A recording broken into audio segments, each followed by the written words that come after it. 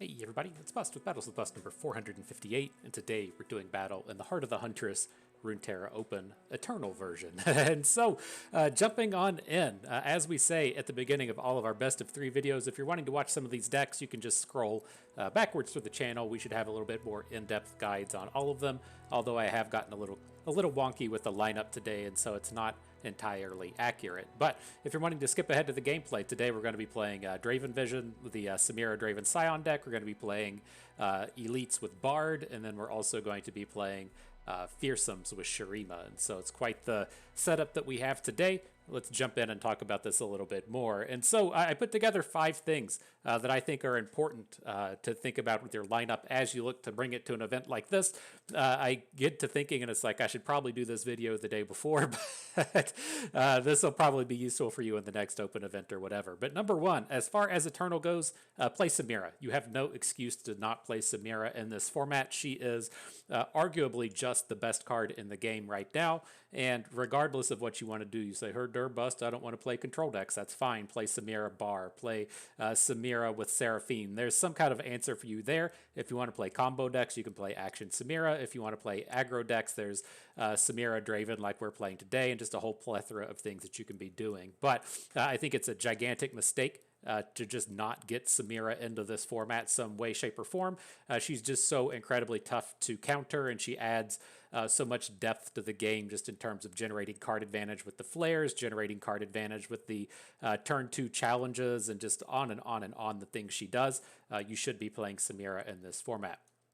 Up to number 2, you have to have some kind of answer to the scaling champions like Samira. So if your opponent plays Zoe on turn 1, she flips on turn 6, and you get killed by some bullshit elusive unit, not my fault. If your opponent plays Akshan on turn 2, you let him just sit on the board and grind and grind and grind and grind and grind, not my fault. You need to design your decks with some kind of answers to these. Your answer to a turn 1 Zoe cannot be, oh, I cast 1 Mystic Shot and that was it. Right? You can't be that lenient in terms of these scaling champions because they are just way more powerful than any of the big cards on turn 7 or turn 8 if they come down early and don't answer it. And so you need to be packing Mystic Shots, Quietuses, Get Excited, Challengers, whatever. You need to have some kind of answer to these early game champions, or your lineup's just not going to cut it. Piece number 3, you should have a plan, but these Eternal events are so wide open at this point. I think your deck needs to be a good ladder grinding deck on day 1. And so it's kind of interesting to see, like if you go to a Runeterra Open, I should say a Mastering Runeterra Open, and you want to look at the 6 rounds of Swiss, you'll probably play like on meta stuff like 3 or 4 matches. You'll probably play a counter to the meta stuff in 1 or 2 matches, and then maybe just something kind of off the wall. And then if you look at a Riot Standard Open, you'll probably play something on meta like 5 or 6 times. You'll probably play something like countering that 2 or 3 times, and then something off the wall maybe another 2 or 3 times. But as you come out here into Eternal, the format is just kind of so wide open, and there's so many viable decks that there's really no telling what you're going to play in this format. And so I think the current best things to be doing right now are going to be playing some kind of PNZ Mount Targon deck, and then after that you want to be playing some kind of Samira deck, and then your third deck is kind of up in the air, whatever you want to be doing. And so that kind of lineup I expect to play against 4 or 5 times today. I look to see some kind of lineup that will try and counter that 2 or 3 times, but I'm not going to be like surprised if out of like 4 or 5 of our matches today, people are like, Herdur, here's the Scargrounds, here's Soraka, here's some random version of Heimerdinger Jayce. Like, it's just so wide open that if your deck can't handle these, kind of off meta lineups, you're just going to struggle. And so in preparing for these things, I like to kind of take the lineup I want to bring and then just play like 30 matches on the ladder.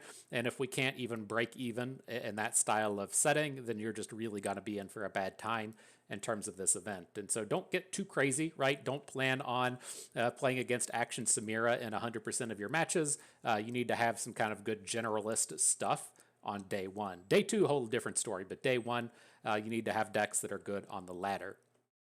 Oh man, messed up. Hang on, getting this back. Here we go. All right, number 4, I say don't polarize. And so what I mean by this is you have these like really super aggressive decks in the format like Hecarim Zed, and then you have these like really control heavy decks in this format like Thresh Nasus and things like Karma Set. And I think that, again, you can't really be going that far to the edges, you're just not going to meet the matchups you want with enough density for it to matter. And so the way that we've kind of seen things over the past few days are like the Infini Patrons Elise deck has started to rise up the ranks of the ladder, and then you start to see the counters come out as decks like Thresh Nasus. And, Thresh Nasus does have some good matchups. It's good against literally everything that I like to play.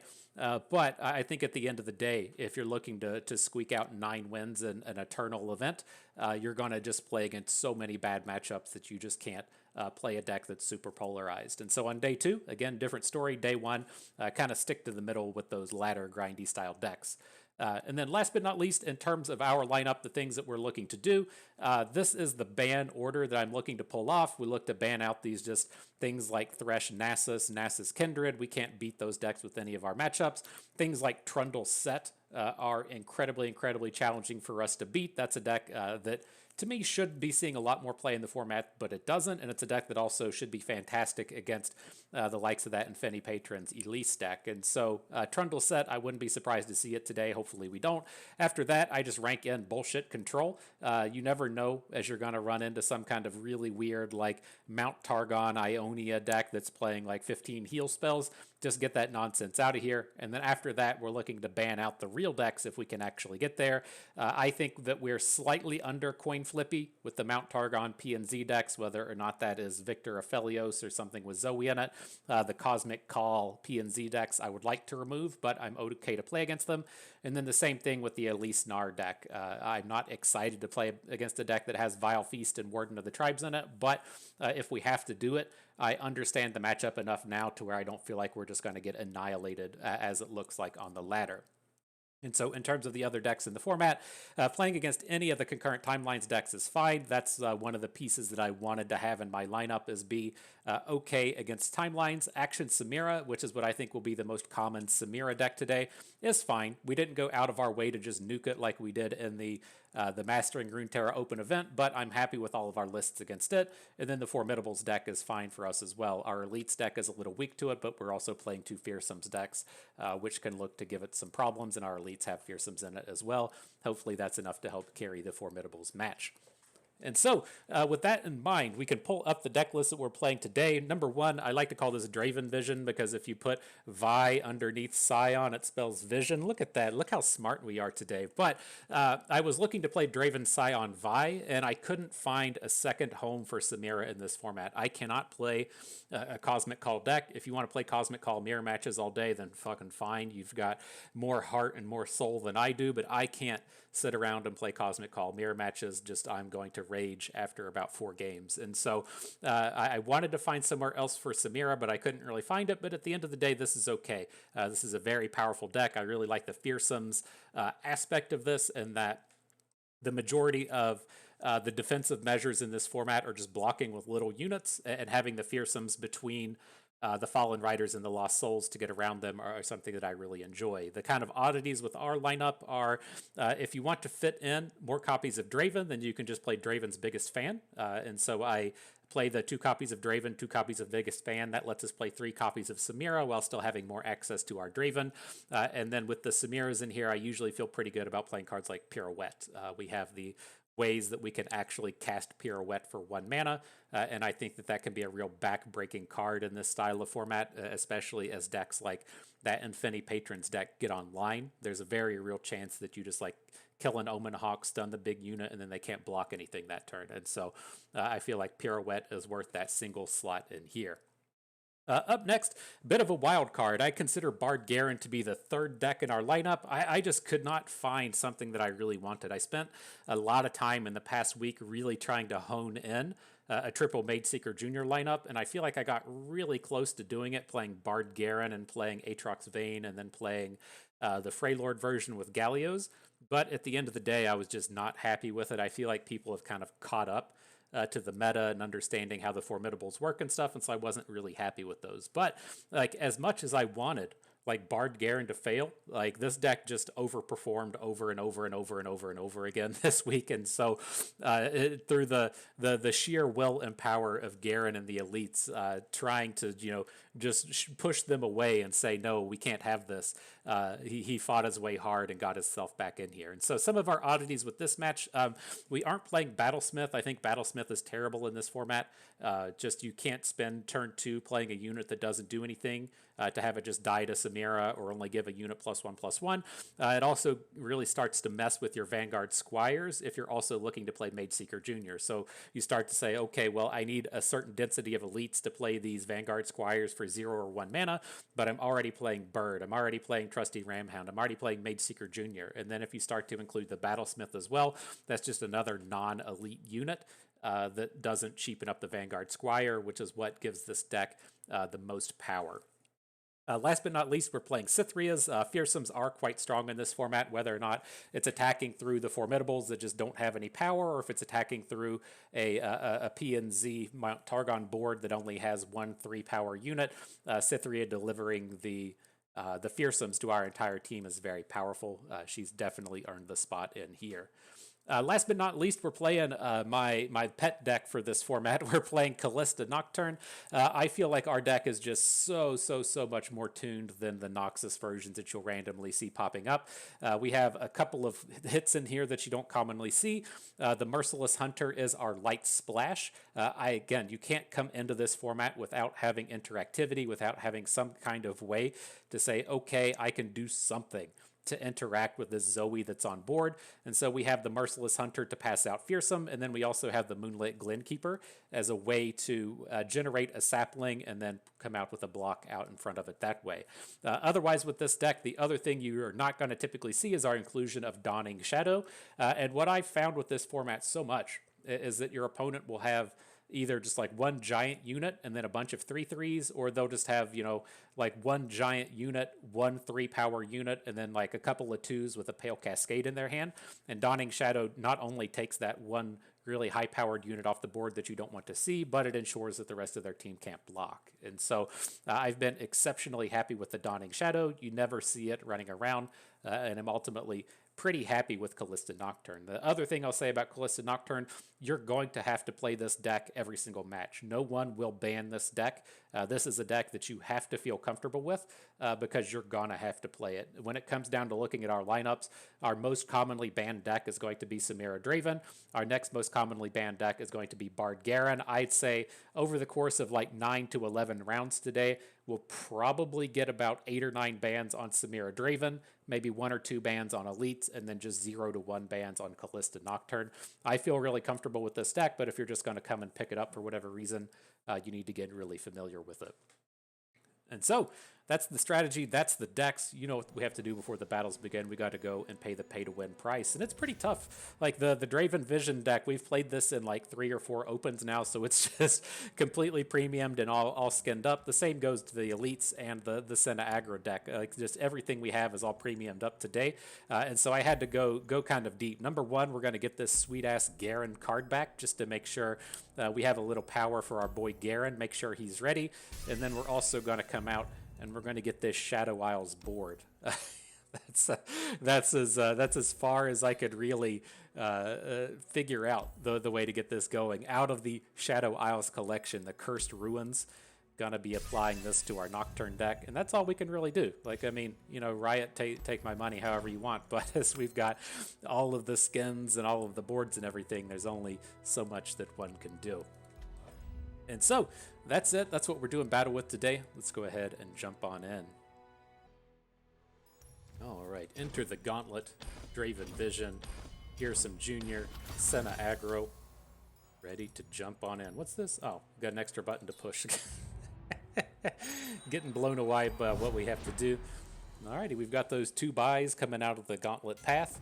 Let's see what we got. And so, again, fairly standard lineup from what we would expect to see here. We've got the Elise Infini Patrons deck. This is the P and Z deck that we're going to be banning out of the middle. And then at the end, we have our kind of wild card and whatever this is with Ekko Zilean. I assume this is kind of like Ekko Ekko Jinx, but it has the Time Bomb Printer aspect attached to it. It's not the infinite deck, though. It's not playing Akshan in it, so I'm not 100% certain what's happening there.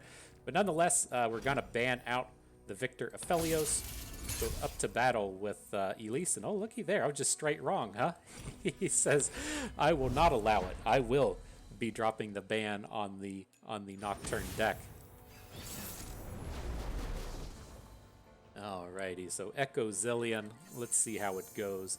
Reasonable enough start. I wish we had like a little bit better something to be discarding to this Zonite Urchin on turn 1, but at the end of the day, I mean, this is kind of questionable for me if we want to hang on to Boom Baboon. I'd like to just pick up one of the fearsome discard things here in the early game, and so let's just send the Baboon away. Like, I just envision in this matchup, it's like if he plays Zilean, we can't attack. If he plays a drop border, we can't attack. There's just like a lot of ways for him to really kind of come in and shut down our early game, and I don't want to deal with any of that.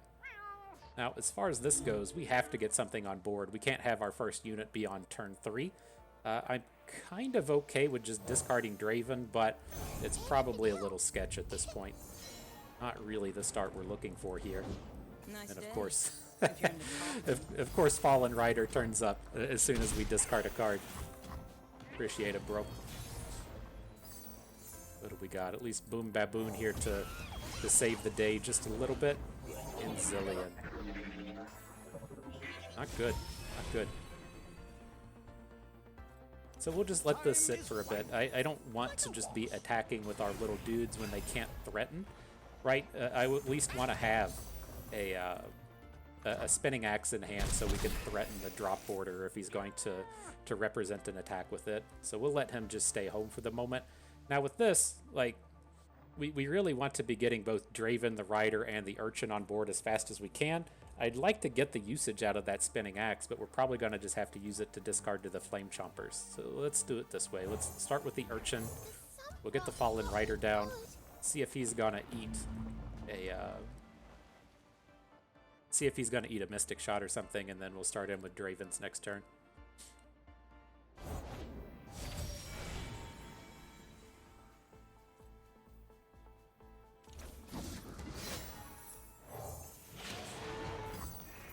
Maybe it is okay to just leave the Flame Chompers off the board.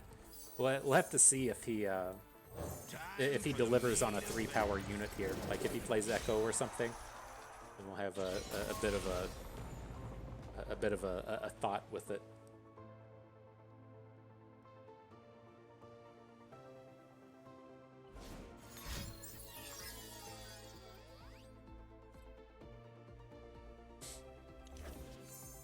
A bit of a thought. That's what we're that's what we're gonna put forth in this event. Not a big one, just a bit of one. So at this point, you know, if he has a Mystic Shot for the Risen Rider, wouldn't be surprised. If he has a -2 attack predict thing, I wouldn't be surprised to see that either. Not anything's really out of the realm of possibility here, but I don't think we're giving up too much playing into any of those cards. So far, I think this is fine.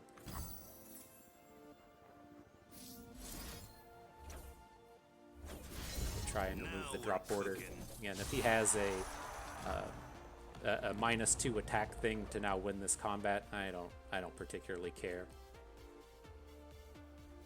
Draven down here should be safe. It's very challenging for him to have no attack. Even if he has 0 attack, he doesn't die to the Bakai. All seems pretty reasonable to me.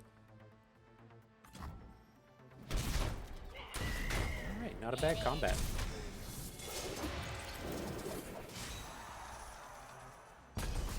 Was not expecting this Risen Rider to make his way through. Alright, we're gonna start printing. Oh boy. Nice top deck. Nice top deck. Kinda is what it is. We have to attempt to blow up Zilean this turn. We can't just let Zilean sit around and get all the free cards in his hand next turn. So we have a blowback. We'll see, you know, if the potential to pop off happens, but I'd love to see him spend a little bit of mana first. Oh, he spent. That mana came through.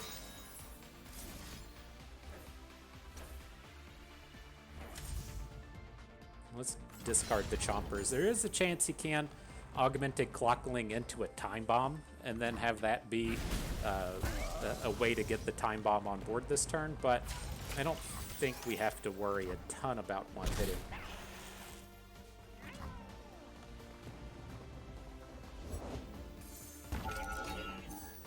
No, he had one. So banking 2 kinda sucks. I'd really like to get all of our units on board this turn, but it's not the end of the world. Scion's about ready to pop as well.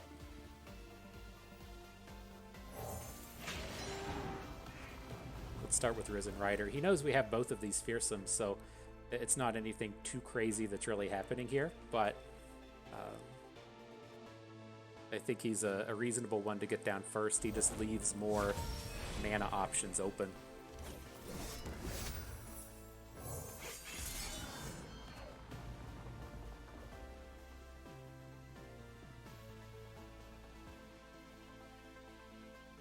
It's very strange to have gotten this far into the game and not seen an Ekko. I'm kind of curious what's going on in that sense.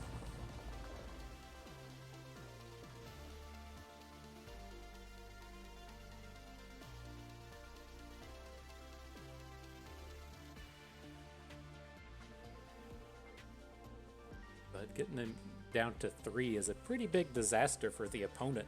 If you're going to be in Decimate range, you're going to be in Blowback range, you're going to be in Get Excited range, it's very easy to fall when you go down that low. Just having to sit through the whole game with either the idea that either A, I have to keep Rite of Negation mana up 100% of the time, or B, just YOLO. You know, you probably from the opponent's perspective, you just YOLO. I mean, we play so many of those burn spells. Double Absolver. Okay. I like what you're about. I'm curious how many copies of the Absolver this deck plays. In terms of, you know, that's kind of one of its big win conditions again, was getting Ekko on board and doing Absolver things. In this timeline, we're sure to save Aphelios. Alright, let's get the big guy on board. If he wants to start doing crazy shit this turn, he's gonna have to do it through Scion. Like, I don't think he's gonna really go out of his way and try and take him down. Now, Scion is, you know, kind of tough on this board in the sense that, you know, he can get quicksanded, and so it's not super likely that he's going to get a kill this turn. And that since opponent has so much mana at this point, it's going to be tough to pull off. But we'll see. If we can undo what has been done. We can, Timekeeper. Let me show you. Time for the moneymakers. Alright, so let's get the Revenant in now. I don't think we're going to be pirouetting this turn, but it does give us the option to pirouette if he plays a Ekko or something and we want to get a stun on him. I would prefer to get stuns onto Ekko next turn, but it's tough. It's tough.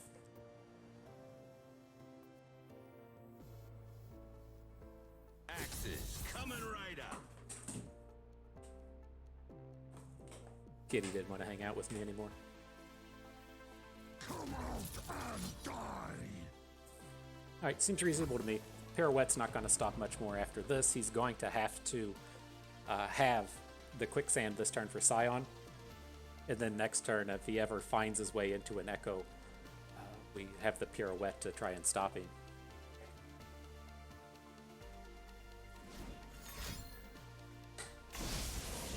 Listen to me. It's scary though next turn with him having access to the flipped Zilean.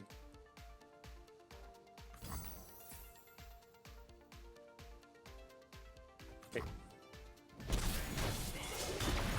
So what's he played this turn? He's played Quicksand. I think we have to worry a ton about Zilean on this next turn. And like he really wants to be playing like a time trick right now or something, and doesn't appear to have it at the moment. Perfectionist in a Quicksand.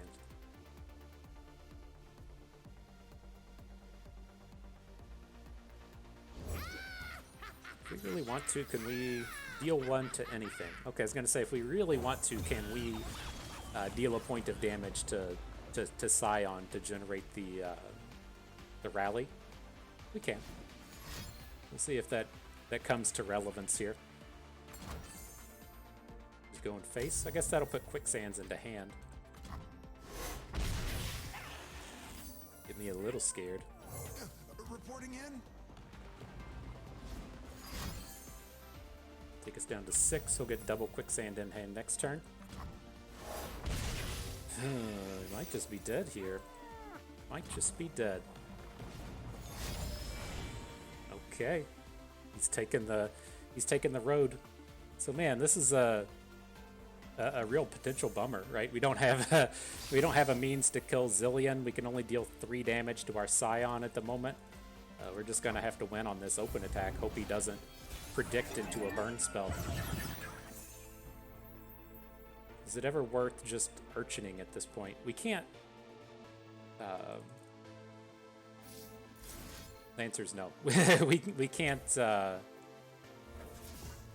get enough burn to take him down if that's what's on top of his deck. Okay, ready. Let's boogie.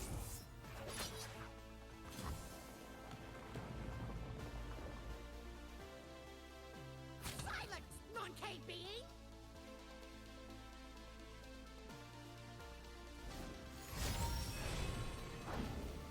Ooh, the scrying sands into a drop border. That could be nasty. That could be nasty.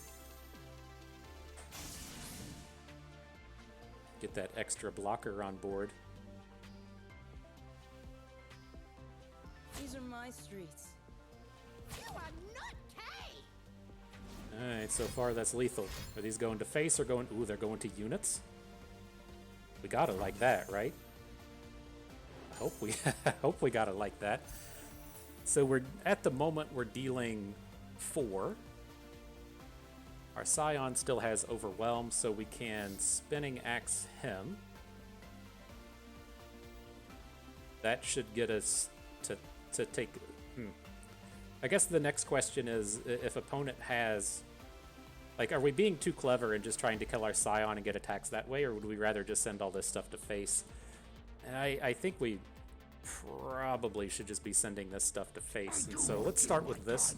Like, we can do this play onto Scion, giving him the +1 attack here. Time for the money maker. That'll take opponent to 3.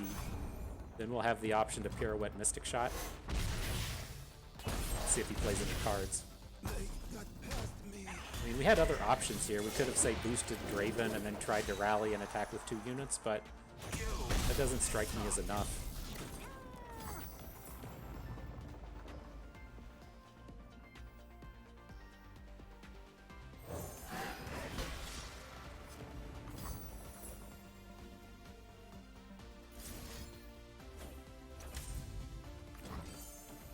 Alright, let's do these one at a time. So if he at least has Rite of Negation in hand, he won't get to counter both of our spells.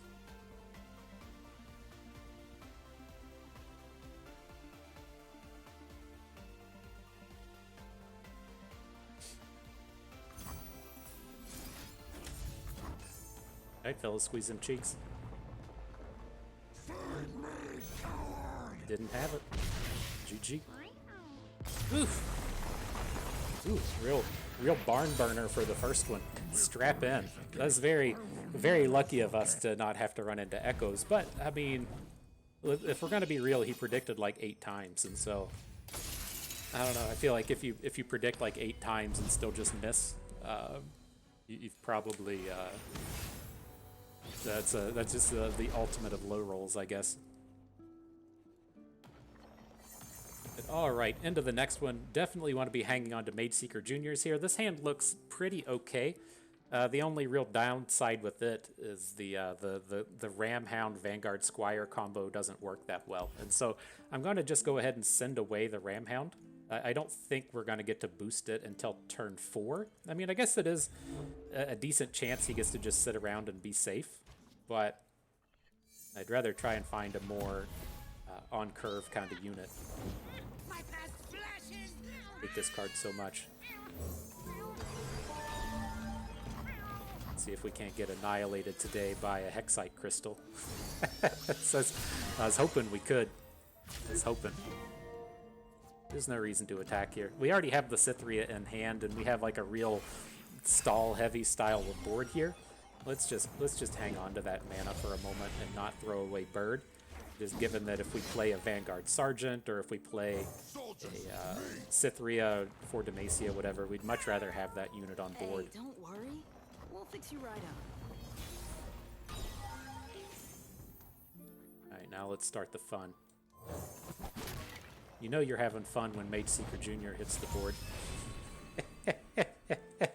you know it. We're sure to save Acacia.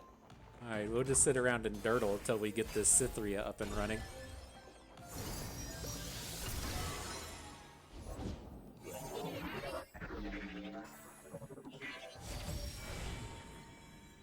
I'm not opposed to trying to single combat down the Zilean. Like, he's not scary at this exact moment, but Let me show you. he gets a little scarier next turn.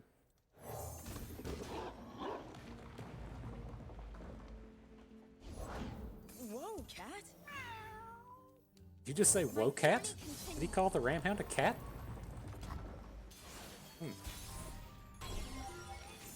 Alright, nice bit of board stall. Here's Cytherea. Welcome to Battles with Bust, where we battle with fearsomes. GG. GG. Alright. Not 0-2 in this one today. We got our first victory. Feels good. GG's. On to the next one. Ooh, alright. Next battle. What's up with this background? Is that because we got that Shadow Isles board? I think I've seen this background literally 0 times over the course of the past 4 years, however long we've been playing this game. We're into year 4 now, right? It started in 2020. Like, COVID hit, they released the game. I think we're there. Ooh. Curious to see how these queues go. It's been a kind of a hot mess in terms of Eternal. I don't know if it's just because the MMRs are all messed up, but it feels like playing in the standard opens, they run into like a real murderer's row of people. and in the Eternal ones, I mean, that last guy, he had the top cutter badge, so he was no slouch, but feels like you'll occasionally run into some lower caliber players. But nonetheless, this guy, we're going to go ahead and ban out the P&Z deck as opposed to the Elise Gnar deck. Again, I'm fine to play against it. It's not a super strong matchup for us by any stretch of the means, but it's still winnable. So otherwise, both of our remaining matchups should be decent to get Akshan's Samira. It's just one of those matchups to where it's certainly losable. You know, they'll get down a turn 2 Samira, turn 3 equipment, and then there's just nothing you can do about it. And so hopefully that's not what this match comes down to, but those draws are there. And so we'll hang on to the rear guard in the Mystic Shot, keep the Fallen Rider around as a good early discard, see what turns up. Draven's Biggest Fan turns up, and so I'd be glad to get him down on turn 1 as opposed to the rear guard. Draw our boy soon. Is he here yet? Oh man.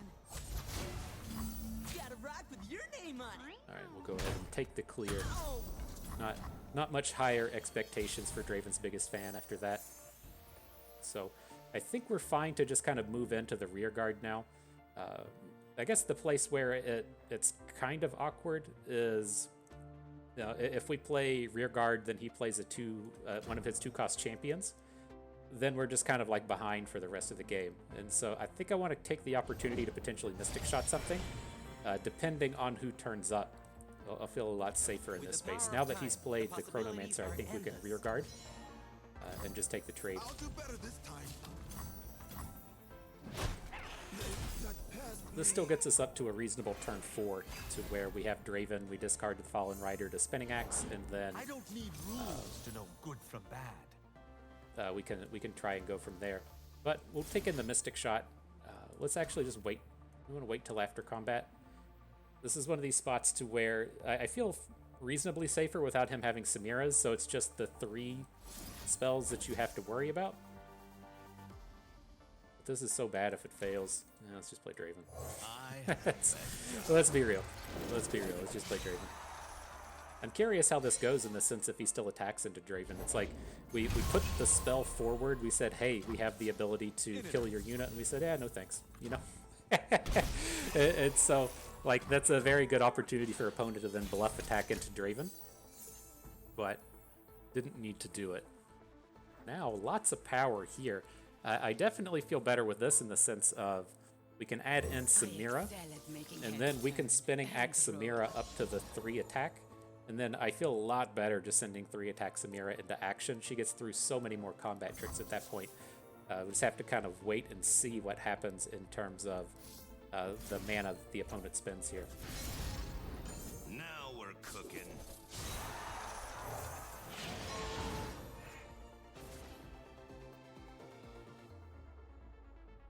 But the thing that would be like the biggest bummer is if he's going to grappling hook us, but it doesn't seem to be the case.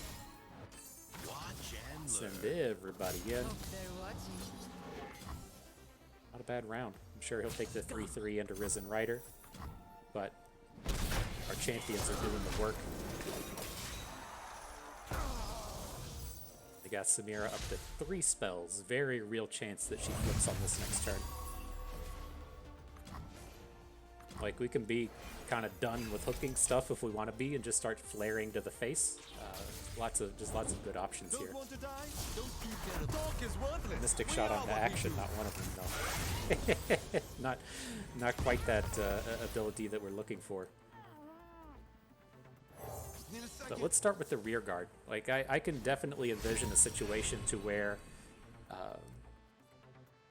he tries to interact with Samira and we get her to flip and then we get the all out. So I'd prefer to be a little bit safer here. I deal with any of these guys.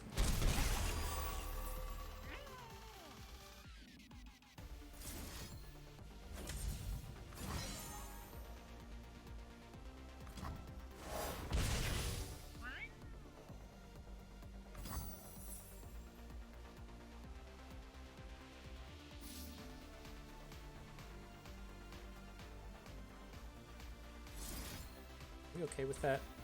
We can pull back on this Samira if we want. It's like I think it's fine.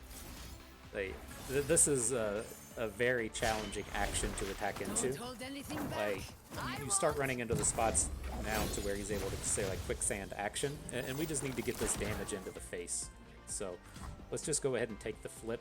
We'll get to generate some more stuff with her next turn, and then ideally he's gonna have to do a bunch of nonsense to protect himself in this combat. I think this is okay. And at worst, we're going to deal 6, take him to 8. Oh, just takes it all. you gotta make a groan to that.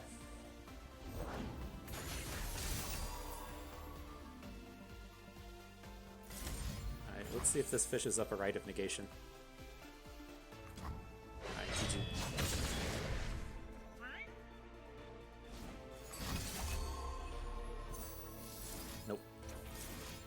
We gotta take the victory before Samira falls. And so that was a little sloppy. I'm not entirely happy with how we played that. I got a little bit bamboozled on that turn where we flipped Samira. I thought we had one more card in hand and things were a little bit safer than they were. But it still turned out okay. Alright, time for Callista Nocturne.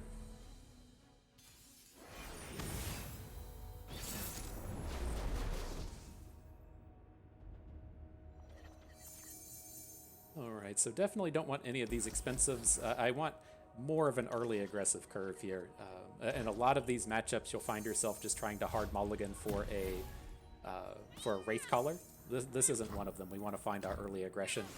A bit of an awkward hand here. We do have, some of the opportunities to interact with Akshan or Samira having these big Mark of the Isles in hand, but it's not your standard game plan of not doing anything until turn 3.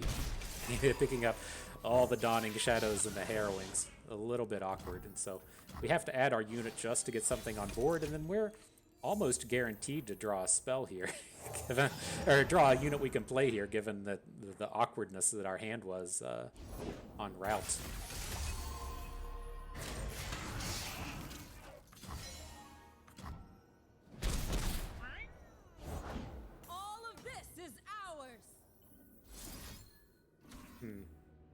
is tough. Like, I want to play Glimpse from Beyond, just in the sense that we don't have anything to do. I think we probably just have to do it. But it's pretty nice on the next turn to be able to just kind of come in and throw a unit in front of Akshan and then not worry about the swinging glaive. I excel at making heads turn and roll. All right, well, let's see if we can't zing him, right? This is a bit of a bummer. Maybe we should have Dawning Shadowed the Samira. I neglected to realize he has the mana to just replay the swinging glaive on Samira, and that's a bit of a problem. We do have this double Mark of the Isles, though, to Hope they're watching. do something. Just do something, right? Now we're gonna have to fight through the Golden Ambassador next turn. Whoops. I don't know. I think that's okay. This would feel so much better if he didn't have the unit on board and didn't get the equip. But this feels like it's been a slop fest.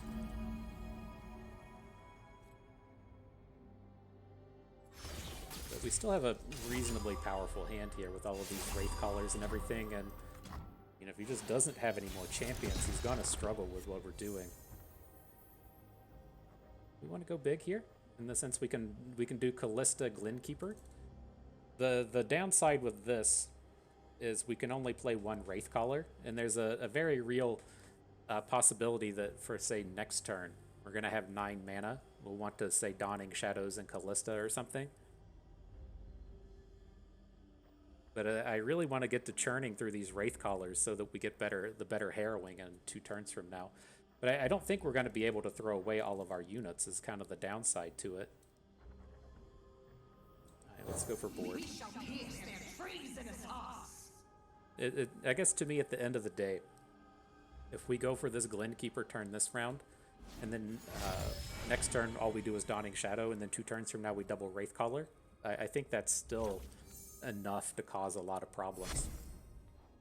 Let's be real, he's gonna get smoked by this Glenkeeper. Nobody's gonna nobody's gonna expect it. Dang. The Golden Ambassador.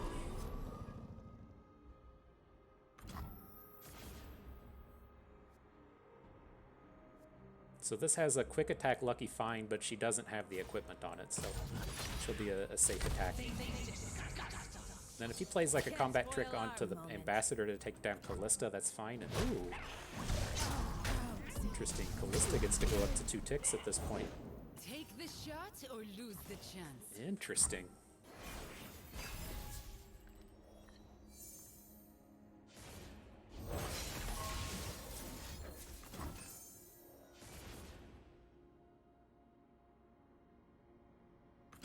Welcome to Battles with Bust. Bringing out the Dawning Shadows. Feels good. Feels good, my dudes. In this timeline, we're sure to save Ekathia. I turn it like so.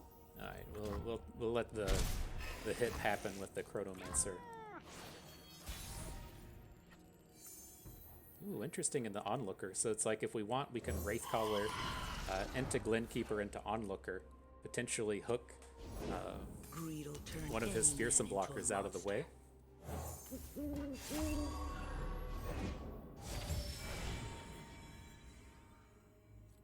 And the Glenkeeper having the ephemeral unit die is going to be enough to flip our Callista. Feels like with that attack last turn, he's probably got a combat trick in hand and he can just block something if he wants to. But I think this is okay.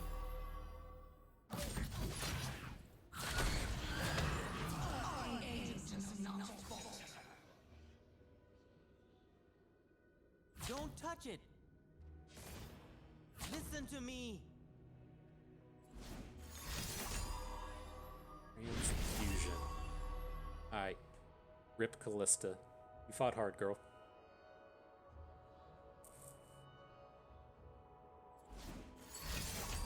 Whoa. Alright, still not a bad turn. It's like, I don't know how many champions he even has left. Can we see what he's played at this point? 2 Samiras in 1 action? That doesn't sound right. It feels like he's played like 5 champions at this point. And so it's just really hard for him to pop off at this point without having either of them around.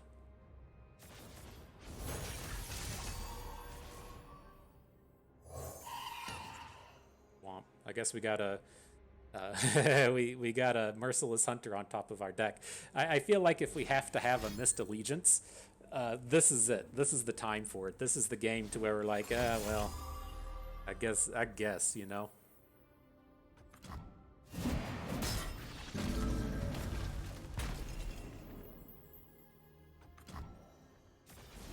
So do we ever look to play the Harrowing? Like, we have a couple of options with this next turn, right? We can just take all of the damage here and then look to just attack through with the units, or we can go in with the Risen Mists. But I guess if he's taken this angle,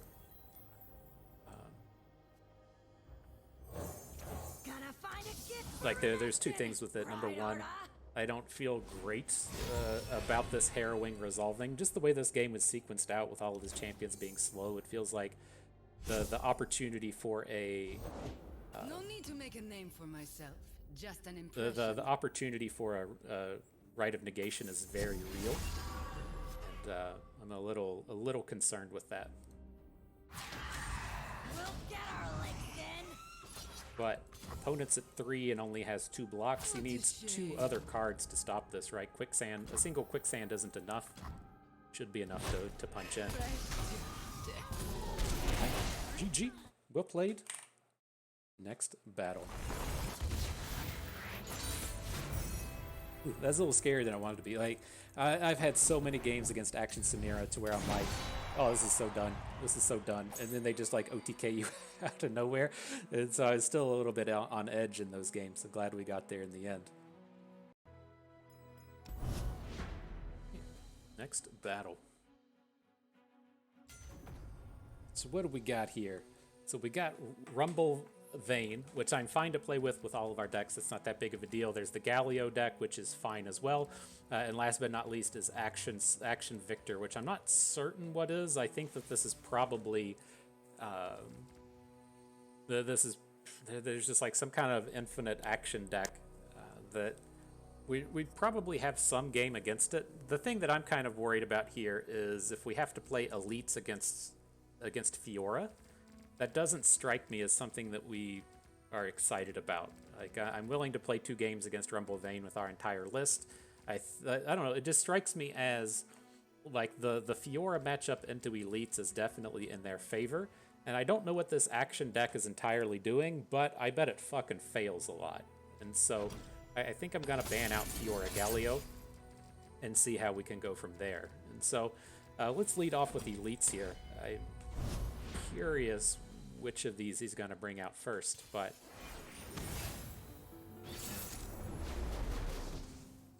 Akshan Viktor. It's not a timeline stack. I'm gonna hang on to the single combat. I'm not like amped about it, but I want to have that answer to action in these early turns of the game. Let's get to work. New recruit reporting in. Gear up. I won't back down. Alright, so we'll lead Cythria here. It's 2 things with that. I want to cheapen up these Vanguard Squires so that we can play the dog on this turn, and then if we get things a little bit cheaper in these upcoming turns, might get to play these Squires for free. And then there's also the chance that if we pick up a 2-cost elite or a 1-cost elite, we can play it and boost the Ram Hound and still have single combat mana. Okay. Soldiers, to me! System upgrade. I think we might be able to get him with a Ranger's Resolve here. Like, if we draw an elite and then get to chain out all of our elites and he has to spend time to boost Ballistic Bot, like, I think we have a shot with what's happening there. I don't want to just be, like, throwing our units away, because we do have the Fort Demacia and the Garen, and these are all better the more units that we have on board. But Flashbacks will bow, great maker. This attack, it just has to happen now. Can't let him get the 2-3 power units on board.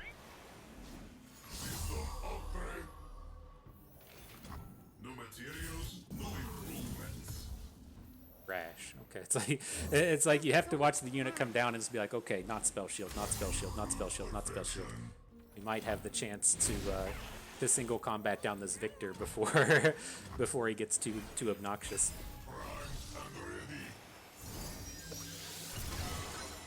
Boost onto Garen, that could be a real game breaker at this point.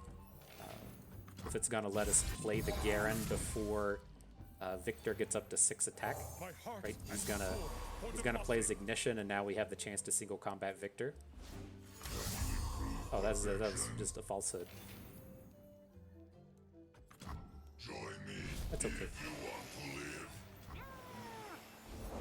Gently, gently. It's at 5 of 7 on Viktor. Close to flipping.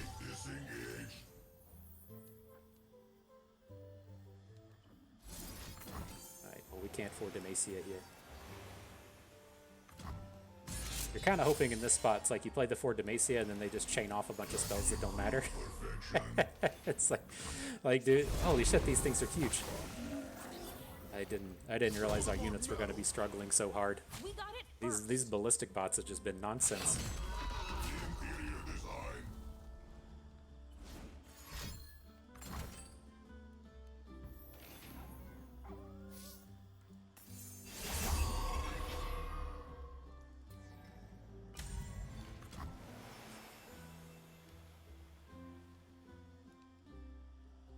Curious to see what we can get out of this, in the sense that if he plays like a unit that doesn't matter after this combat and we're able to get 2 strikes in with Garen on the turn, right? So we've got this 1 strike in combat against the ballistic bot, and then he plays some rando unit that doesn't matter, and then we're able to get the flip on Garen and then just have strikes for the next turn.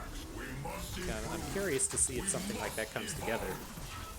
I mean, the realistically safer route here is just to single combat the Viktor. Do we like really want to let him untap into this next turn? Remember, There we're it the is. ones who make progress happen. All right, fellas, let's squeeze him. I would like to think that if he didn't have the answer in the middle of that previous combat, that he probably just doesn't have an answer here either. I mean, Mystic Shot's very real in this. Holy shit, he does. Wow. Okay. Interesting. I'm surprised he let our Garen live to this far. So the thing that I'll kind of like hope and dream for us here is, well, Mage Seeker Jr. way late to this party. But the thing I'll kind of hope for here is, how bad is this? I think we just, man, I don't know. If we go into the next turn, this has to just be okay. Like, we'll try and take down the Viktor here with the form up. Are we just dead? Maybe we should have put that junior on the board. Holy shit. I don't know. This is the problem you run into playing a deck you've never played before.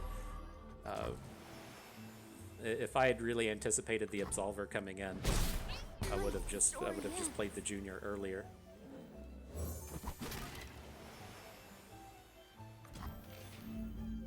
Shit, we should have added Bard. I got bamboozled. There's two things that would have landed on the board. 2 extra chimes on the board. That's sloppy.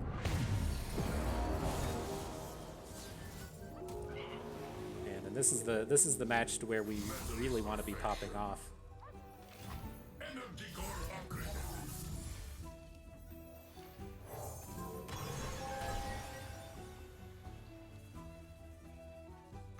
Like this is just like the match I feel like we should be winning. So I mean, something is gonna go not right here. Holy shit! The fuck? I was like, something has to just go not right here, right? I mean, we have like 9 power of units that he can't block, but it's so easy just to Mystic Shot one of these little dum-dums off the board. Like, what 3 cards does he have in hand that don't do anything there? Whew, okay. I'll take it, I guess. I'm glad I'm a little bit more aware to what's going on. Like, now that we're not playing the Mage Seeker Junior deck, it's not nearly as important to to have those things going on, but wow, that was wild. All right, let's hang on to Kalista. She's a reasonable enough early gameplay. Again, it's not the end of the world if you don't draw 2, but we'd really like, we prefer to be drawing one out here. And a reasonable mulligan into Wraithcaller. Come on, people. Let's make tomorrow today.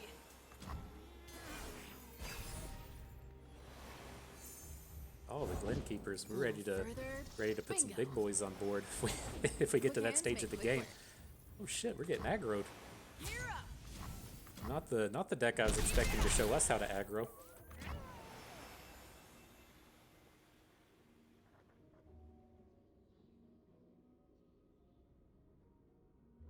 So I think what'll potentially make itself out to be important in this is our ability to Risen Mists and Glenkeeper and just get a bunch of dudes on the board next turn. So we'll see how it comes about. These Waking Sands are fairly scary to me, but they're also pretty slow. So you know, it's gonna be kind of obvious as that attack is generating itself. I don't think he's gonna expect us to put 3 units on the board at burst speed.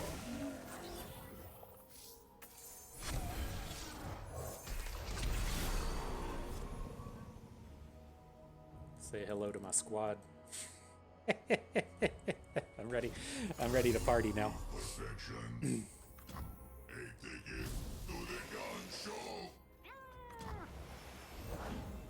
The Forge Chief. So we're taking 6 on the turn. He's definitely got a serious burn angle here. I could envision him not attacking with Ballistic Bot. You know, that's not completely off the table, but ooh, just a no attack. You gotta like seeing that. The Boisterous Host, perfect, perfect. We shall sing, dance, and forget our woes.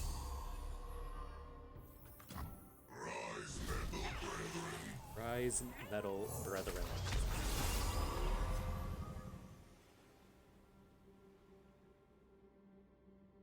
So we'll take the, assuming he doesn't kill it now, we'll take the Sapling Hook into the Ballistic Bot, attack with everybody else. There's a very real chance he just shoots it now, since the Ballistic Bot's the only thing he has that can block a Fearsome. That makes sense. But I think I'm much happier seeing the Charger come down on defense.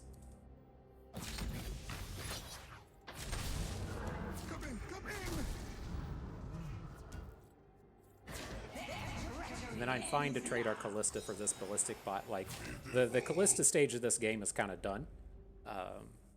We're okay with, like, trading away our team and then refilling the board. Like, any of that stuff is okay. Like, she's not going to flip and be relevant at any upcoming point. And so, if we would have gotten to have traded her for the Ballistic Bot, that would have been great. Opponent had a different plan, but still looking good.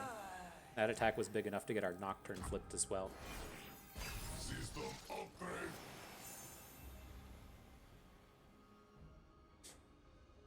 So we'll see if that comes into fruition. That's kind of one of the awkward things with our next turn is we like, just don't have as much space on board as we want.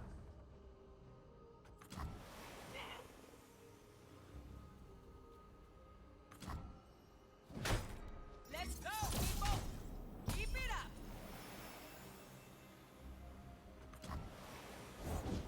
Scores to settle, crooks to kill. Action. You know how it is.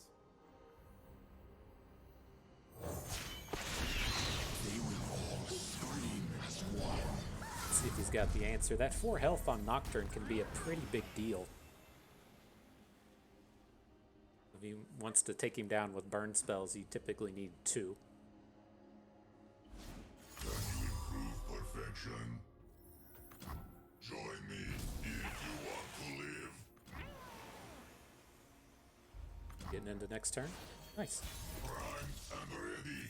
So I don't think we're ever going to get out of this Ballistic Bot not being able to block. I mean, there's a real chance if he plays some kind of card and then we Frenzied Skitterer for another -2. But I think our main intent here is just with the rest of these units. Let's see. We've got the Hallowed 1. Let's put it on the 2/3. I don't want our unit just kind of dying to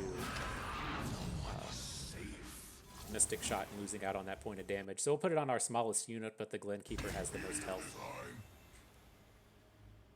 And I wouldn't be surprised, you know, Quicksand, can't play a big Absolver here, but you can play one Absolver. I don't think we'll get the lethal this turn, but we'll get to be in pretty close.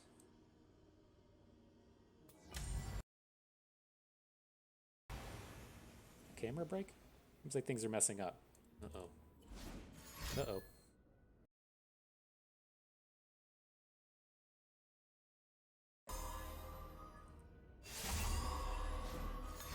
It's like my game sound is cutting in and out. Me later.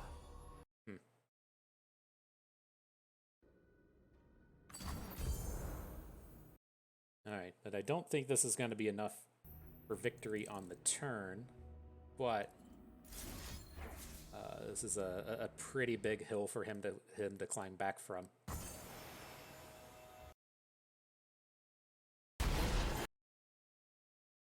Yeah, he's messed up. The sound sounds messed up. Keeps getting choppy.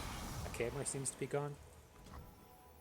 We'll just have to restart after this game.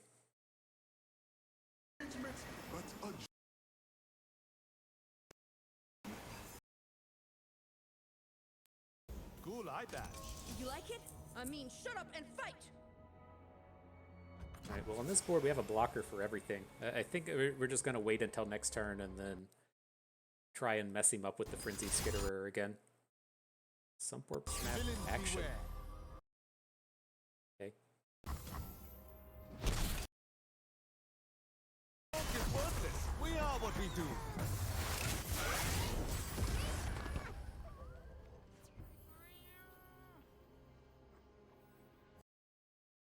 I hope this doesn't get too scary next turn. I'm not entirely certain what all could come out of this. Like, do we even want to bother with opening next turn? Like, or I mean, I was just kind of eyeballing this Frenzied Skitterer since we can stop 2 of his units, but it's like, I wonder if he Relic of Powers for the +1 attack so that his Treasure Seekers can block Fearsomes. It's a thing, I guess.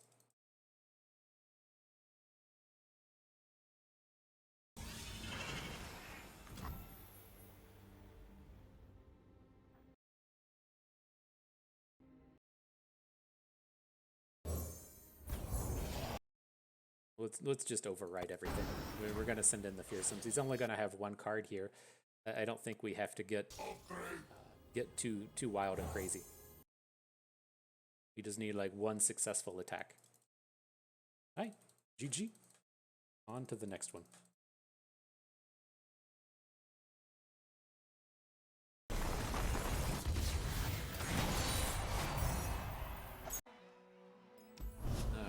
I think I got my beautiful mug back up here. On to the next one. So what do we got here? Jayce Lux. This is a scary one I haven't mentioned. I'm half tempted to play more games against Jayce Lux than I am against the PNZ deck. Probably not going to go for it. Again, Akshan Samira is, you know, whatever, it's winnable. It's just as I kind of look at these, you know, if Elites gets to stick, I know that with our Elites deck we have things like the Mage Seeker Juniors that can throw a bit of a wrench into the PNZ game plan. I don't think that people look to just like immediately ban Elites, and we get that, you know, that Mage Seeker against both of the Viktor deck and the Samira deck, which strikes me as good. If we're just up with the both aggro decks into Akshan, I'm fine. It's just how do we feel about both aggro decks into Viktor, and that's the point to where it's like it's tough to tell because you don't really know what's in their deck lists. Like, if you want to beat the Decimate aggro decks with Mount Targon, you can. You know, you can just play 3 copies of the 1/4 and 3 copies of the Fangs and 3 copies of the Heal spell. Like, you're going to lose every control mirror, but you can beat aggro. And it's just, I don't know. It just strikes me as that being the one that we have the most shot against. Like, I'm curious if we can develop the width to beat. I don't know. That's tough. That's tough. Alright, I'm going to lead off with the fearsomes. I'm curious if he starts with Jayce Lux here. Like, I think I'd like to take fearsomes into Jayce Lux. I think that's our best shot at taking down this match. All right. So with this, I'm usually going to keep Wraithcaller in every hand. Merciless Hunter is one of our few ways to actually interact with anything the opponent does, so we'll hang on to it as well. Another fairly slow start today. The ones and the twos not really looking to not really looking to party. That's okay. Alright, nobody's in a hurry. We'll all take it slow. Good people don't look the other way. I feel okay with this. Dropping Callista into action. If he has the equipment, this is a little scary. Not that equipment. Swinging Glaive was going to be the scary one. This is fairly fine. If he attacks with action and has a +2 combat trick. Okay. Everyone should have a grab. That's not enough to Villains beware. get the takedown through a Mark of the Isles. Alright, we'll let that happen. Maybe he thought he had the Swinging Glaive or something. It wasn't enough to actually get the kill on our unit.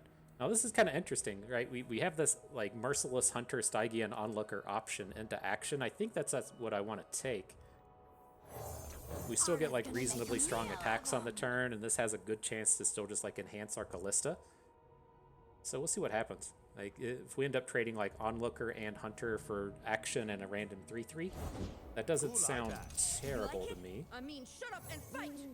Getting this action off the board is the big thing here. Now the question will be, do we want to just trade Callista for the Vagabond? And that's probably okay as well. Like we're just gonna pop on this board so hard a couple of turns from now, and Callista's not That's right. Run. not really gonna be a part of the equation again, right? It's like as this board gets cleared, next turn we're gonna Wraithcaller, then we'll have the Risen Mists to go along with it. So I think this is fine.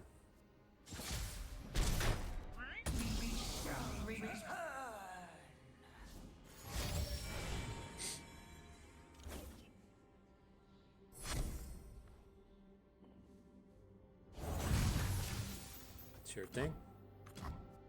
You got your Dark Enthrall. Glenkeeper. Curious to what we can get done with the Glenkeeper next turn.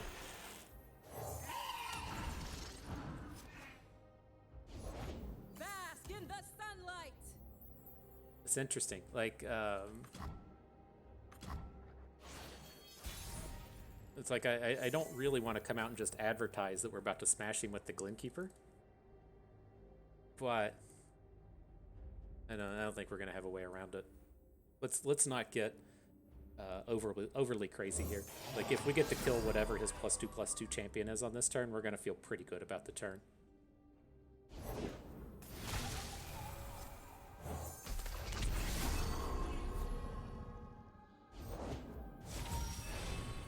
Interesting. So he doesn't put the champion down yet. Can we lethal? This is the Shadows in the Brush. Like it should be a Vastaya. There's a slim chance it's actually a Hunter, but either way, it's going to be able to block a Fearsome, and so that's going to be our hook in on this combat. I don't think we're going to be able to get the lethal in here. It's got 2 blockers, stopping 6. We're going to be hitting for around 10. Okay. We hallowed yet? No. Wrap 'em up tight. Drown in our cheers. It is the All-Train Trooper. Okay. Not who I was expecting. It's the flex, like I don't play Action Samira. I'm not super familiar with the flex spots. Like I know that there's a lot of people that'll play multiples of Avenging Vastaya and then multiples of I bend them slightly. Rite of Negation, but I think in that spot just saying, okay, this is probably a 3-power unit was enough.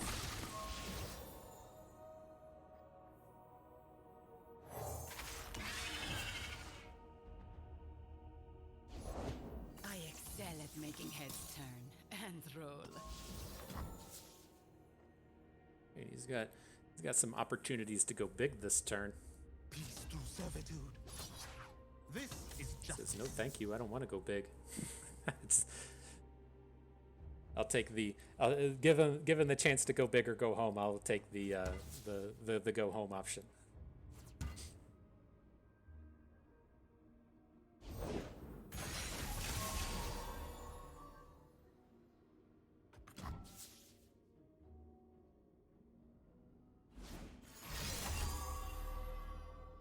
we bleed forever. Hope they're watching. All right, so that was a swinging glaive in front of Samira. I definitely want to be glimpse beyonding here. It's going to keep her from getting the token, keep her from getting the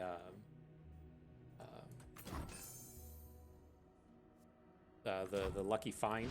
Should really limit his turn. I like to think, like now it's like, what are the chances that this other thing is an Avenging Vastaya? It's probably fairly low. But like, do we really want to be counting on a harrowing next turn? I don't think so. I think we're going to be going for double Risen in the Mists and maybe a combat trick.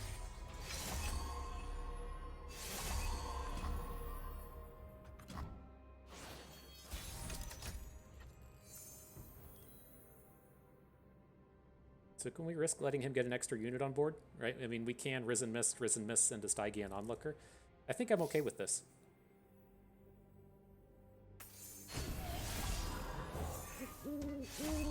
Like, we still have the mana to Risen Mists and Mark of the Isles, so he gets an extra unit, that's fine. Now we can Risen Mists.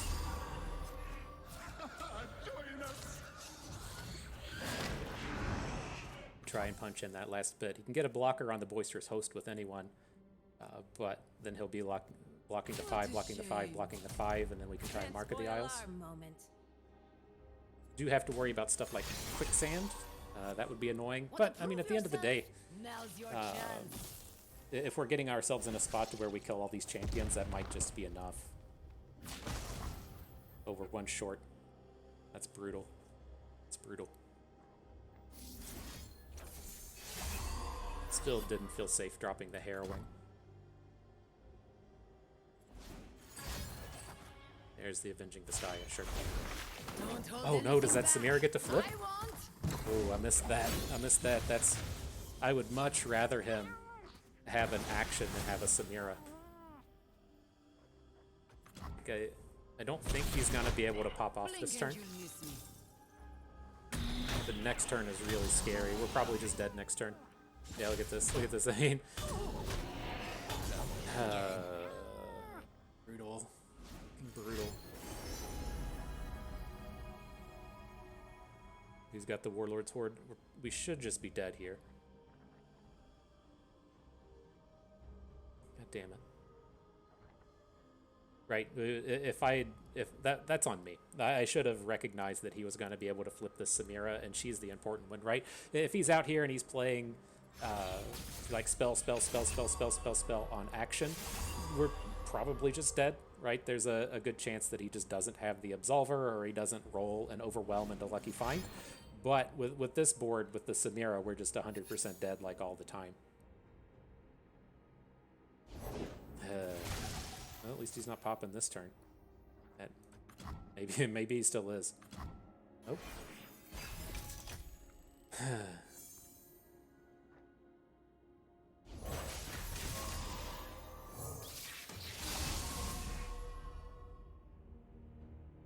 So we're gonna have to try and 2-0 Jayce Lux. I'm not excited about that. But I mean, I guess Samira doesn't have Overwhelm yet. if we get to roll into the next turn, things aren't always done if the Harrowing is involved, and so maybe we'll get something. Don't leave your shadows in the brush back. Let me put a unit in front of that. let me put a unit.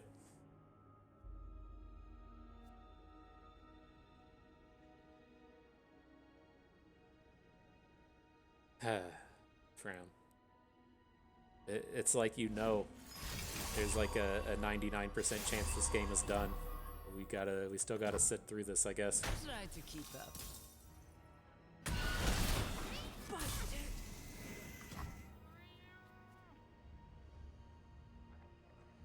Yet even in the visible cards, he has the flip. One short, man. I don't. It's so tough. Like there's so many spots along the way to where you can probably pick up a point of damage. Try to keep up. This should be fun. Alright, well, let's try that again. That's so brutal. Like, I'm curious if we should have just let off with the Mage Seeker deck. Like, now I worry quite a bit about this Jayce Lux match. It's just one where they're very easily able to go like, oops, I win. Depending on how the cards roll on their side, and then things like the Mage Seeker Jr. don't really do anything in this match. It catches a couple of cards, right? It's their Mystic Shots and some of the smaller things, but in general, all their spells cost more than cost more.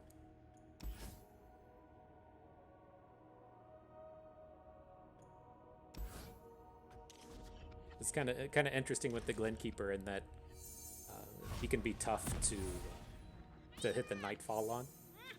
So I was kind of considering keeping a Mark of the Isles to allow us to aggressively get this Glenkeeper going.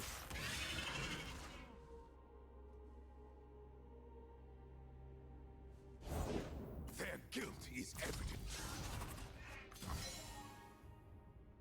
You look guilty. My cause!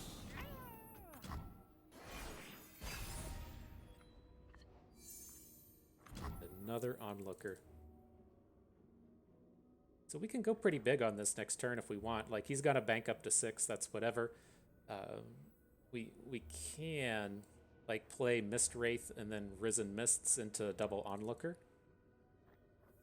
I think I'm on board with this. It's the most aggressive thing that we can do, but it's the least interactive, right? Without getting the Glenkeeper on board. But like my concern card for next turn would be something like Assembly Line or Shock Blast, and I feel like the Glenkeeper plays the weakest into those, right? If the opponent gets to put a 3/1 in front of the Glenkeeper, we're really hurting in that space.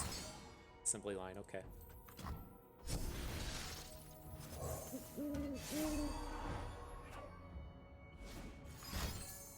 A beam onto a bird. The fearsome dog eating the beans. So we'll block Mist Wraiths here. Oh, he goes for the damage route. Okay. So the thing to always note against Jayce Lux, though, is they don't have a way to stop the Harrowing. And so that's definitely a high-powered play that we can be building up to.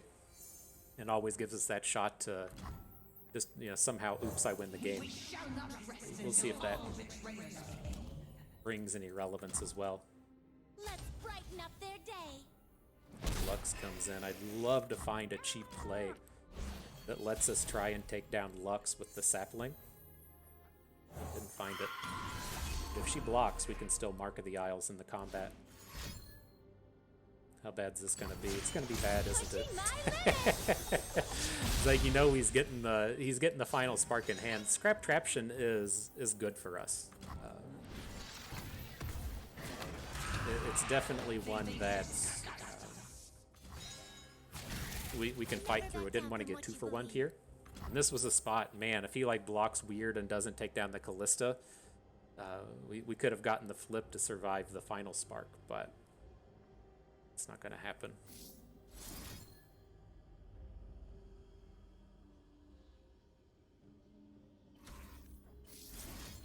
I'm pausing here. My thought is we're building up to a Harrowing, right? That's what we're going to try and finish this game off with.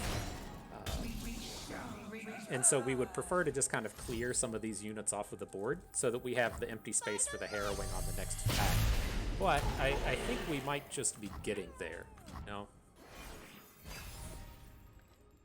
We don't have to be overly clever on this board to potentially have the empty space that we want. Tech cannon, tested and primed.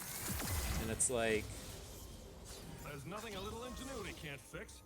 I kind of feel like this is dangerous. This is one of these spots to where he can just pass, and we're so fucked. You can just pass and we're so fucked. But I think we gotta continue to try and power through. I was not expecting this opponent to just pass.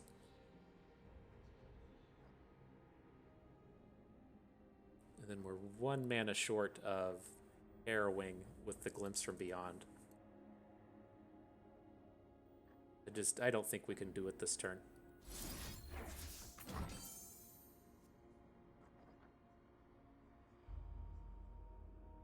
So I think we have to start off with the Glimpse from Beyond, see if he lets us draw some cards and stuff, and then we can maybe Glenkeeper into Lux.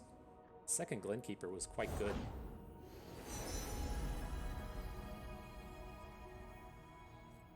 Right, we have to put enough stuff on the board to where he has to do something, but ideally enough to where I'm your man. we don't just get like blown out of the spot.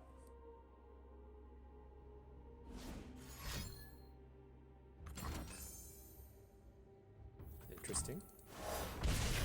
So far, so good.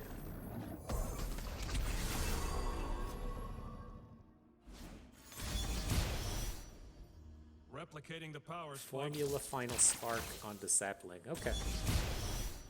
So again, like, he seems to get what's happening in this match. I don't know if we can make it through this next turn. Like, we just have to pass at this point. He's gonna kill 2 dudes. I don't know, like, it's so frustrating here in the sense that, like, we don't know what's in his hand, but it's so easy if he's going to have a like a Shock Blast, right? He has Jayce on board, so if he has the second Jayce and he's able to just annihilate through all of our blockers, that it's just...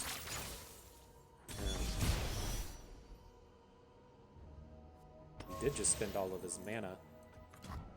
Does he actually get to Lethalist here? Yes, he does.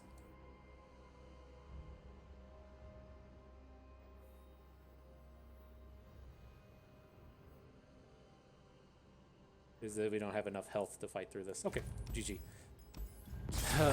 that was my worry. Like, I feel like if we got to play Jayce Lux twice, that's the kind of matchup that we could probably beat one of. Just losing out to Akshan Samira is just a real pain point. Nonetheless, GG's. On to the next one. Man, I don't know. I think first and foremost, like, I'm curious. Like, I think I would rather play Fearsomes into Jayce Lux than play Elites. You have kind of a similar idea and game plan. The bonus to Fearsomes is that you get the 2-for-1s out of the 2-for-1s out of the Wraith Collars, and that could be a little bit more challenging for them to deal with than, like, just dropping unit, 1 turn on curve. But, like, if you hit 1 Chime, you can throw them for such a wrench that it seems incredibly powerful. But nonetheless, this is the Infini Patrons deck. We'll ban that one here. Then we have 2 Timelines decks. Again, I'm fine to play against Timelines. The Bandle City one is a little bit more annoying to me than the Jax Vi version. Excuse me. But all of our decks are more than capable of beating both of these. So let's jump in. Let's see how high old Oseo Roast can roll here. See if we gotta deal with those turn 2 Timelines every game. Can't wait for Timelines to get removed from the game. It's such a dumb card.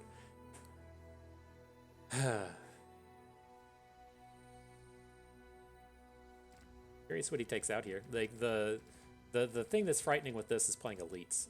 The Elites match up into these. If they hit the Timelines, then we're typically just so far behind we can't really do anything about it. But we do have the Mage Seekers potentially against the Bandle City version, which a lot of what you're getting out of Bandle City is getting to use like the cheap removal spells, which aren't super effective in our set of matches here. But we have the Mage Seekers to potentially send up against them, and then with the Bandle City version, if they don't draw Timelines, all of their units are just so fucking bad that you just tend to run right over them. And so we'll see if he comes up with that. that turn 2 timelines or not. So with this, it's an interesting start with the bird involved. I think we want to lead with Cytherea. The thing I don't want to see here is we play bird, and then he plays Pytos and kills our unit, and then on turn 2 he plays timelines, and then he's just off to the races. I want to at least be in this spot to where we get Cytherea down, we deal 2 points damage, and then next turn, if he timelines and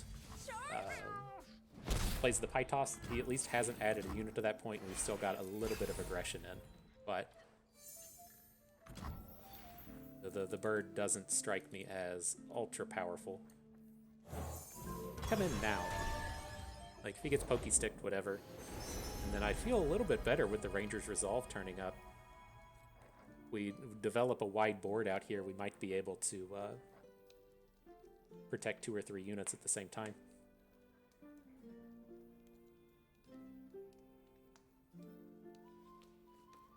Let us take a peek at life beneath the waves.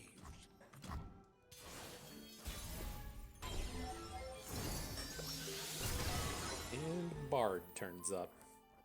Discipline and steel.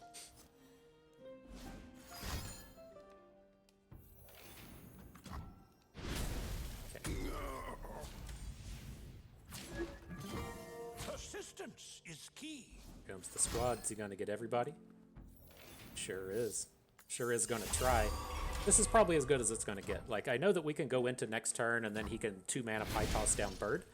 But, like, that's pretty expensive. You're not adding any units to the board if you do that. And it gives us a little bit more chance to where, say, you know, he, like, Banana Blasts this turn. Then, I guess Banana Blaster is not a great example, but it's like if he adds just, like, a 4-mana dude, it gives us a chance to continue up with Garen and get them out of range.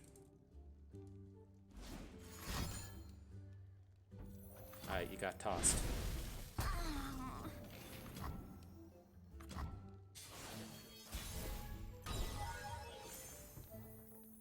For justice. We can get Garen in. We're going to be building up to this champion strength, right? I like our ability to generate some width here.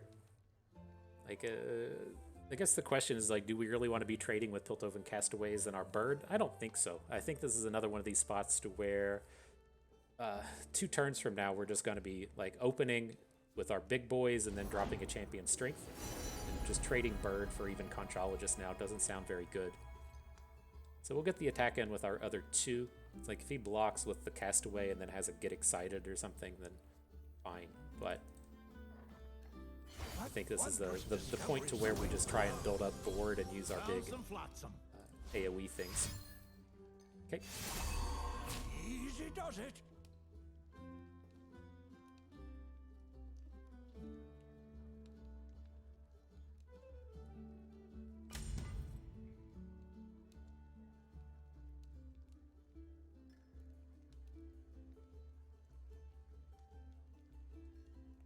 You fought hard, Garen. We got your card back. We got your skin. We got your board. Persistence. What more can you ask for, my dude? Interesting block onto bird. Curious what that means. In the sense that, you know, he's just clearly eyeballing bigger units at this point. Astounding. And he doesn't seem very capable of building out board. There's not a ways to just come in and deal 5 damage to bard. We made it. Yay. So he aloofs our champion strength. That's a bit of a bummer, but we do still have 4 Demacia in hand.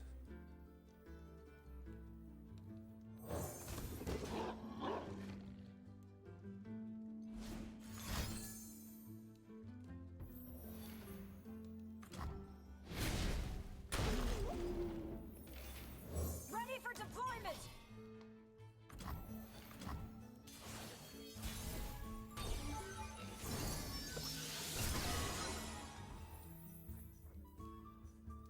So do we want to go Vanguard Sergeant at this point? Like, I'd like to get Bard leveled up. I think this is the way to go.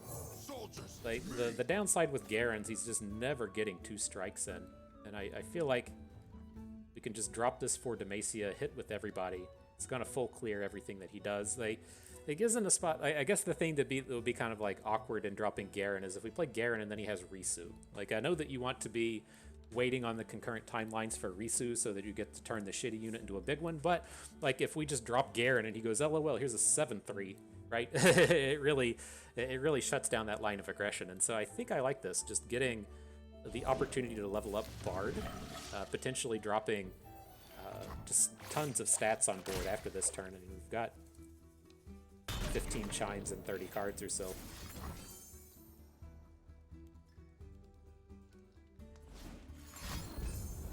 Get excited. No. Sad noises on that. Stand strong. Still get the Bard flip, but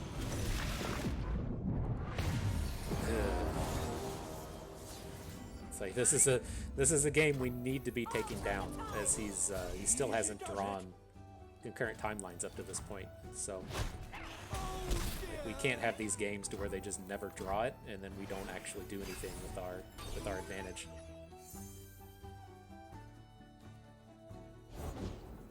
The same calling card from our other case. And he just whiffed on all of his spells. You know what? That's what that's what you get for playing timelines.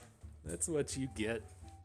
He's just out there raging. I can guarantee you this guy's just out here fuming right now. I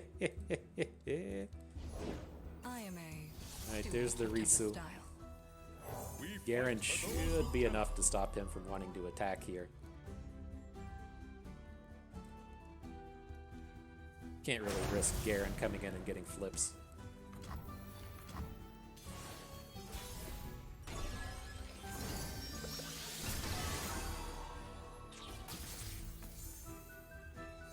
What do we got? We picked up a Cytherea. Boatload of chimes, though. Welcome. Good luck out there, recruit. Captain Good luck out there, Krauser. recruit. I'm Cytherea. Yeah, you gotta be popping off with these chimes, right? Close to hitting them on every turn. Looking for a hero for my hero. So the 4 Demacia is not super strong at this point, but I don't think it super matters. Like, we're going to attack, he's going to block everybody except using Risu. But like getting the full clear out on this board is kind of what we need to get an attack in on the following thing, right? We lost a champion strength and we don't have any other rallies. Like I like that this says, okay, your Risu block is terrible. You need like another card to make this not terrible. And then we're just going to full clear out his board and hopefully get to attack the turn after. Gather the clouds. Garen falling is fine. He wasn't going to flip.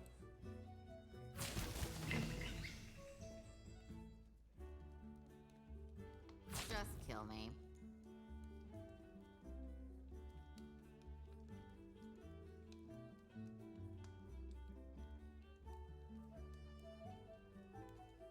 This would have been a lot easier with that champion strength, though. Would have been a lot easier. Okay.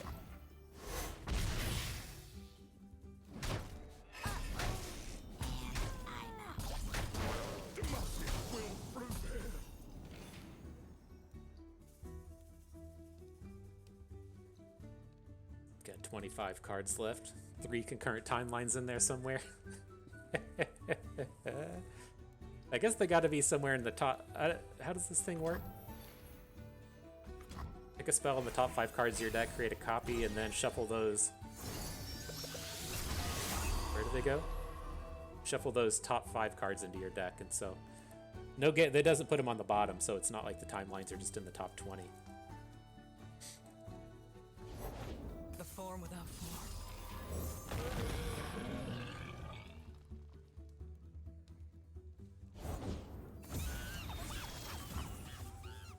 Right, well, opponent's doing his best to stem the tide.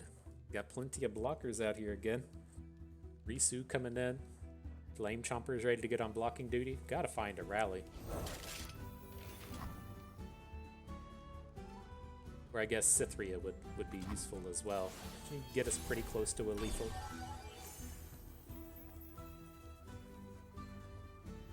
I'll turn the tide.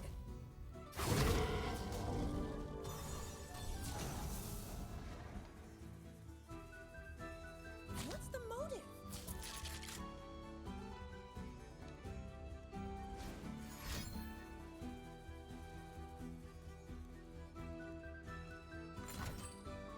wallop. Sure thing.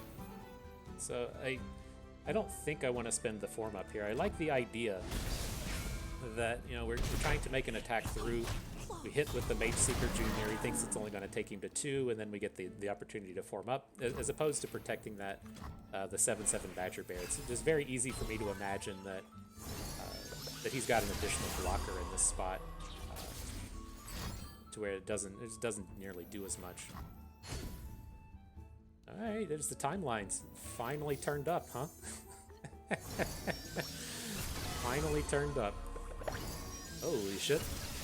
That was a lot of chimes. And he drops the GG on that one. There's a 10-10 Vanguard Sergeant. Feels good. Can try and Banana Blast that guy.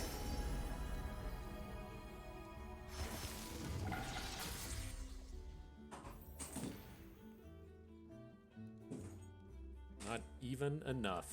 Not even enough.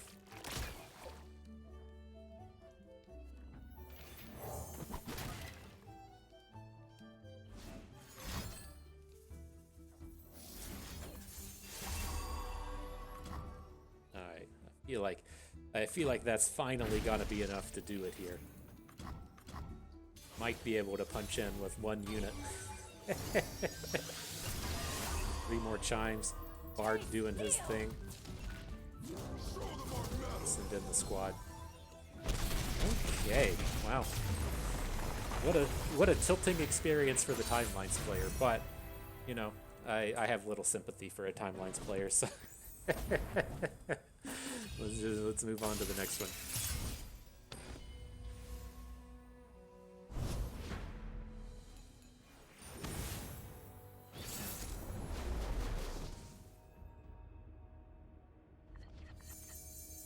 Alright, so reasonable enough start. Probably just get rid of Mark of the Isles. Like, I'm trying to think if we ever even want to hang on to, like, Glencleaper. There's not very many high-powered early game units, and I think we just want to take a mulligan and look for Wraith Callers. Didn't find any, a bit of a bummer. There's one. Welcome, one and all, to the And if he pie tosses a Boisterous Host, that's not the end of the world.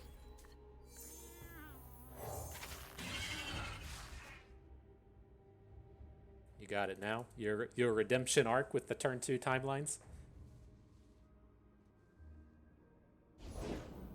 Uh-oh.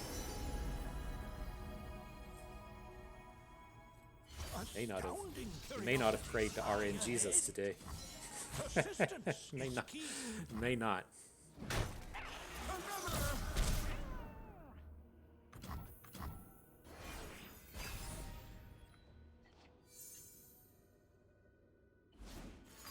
There it is.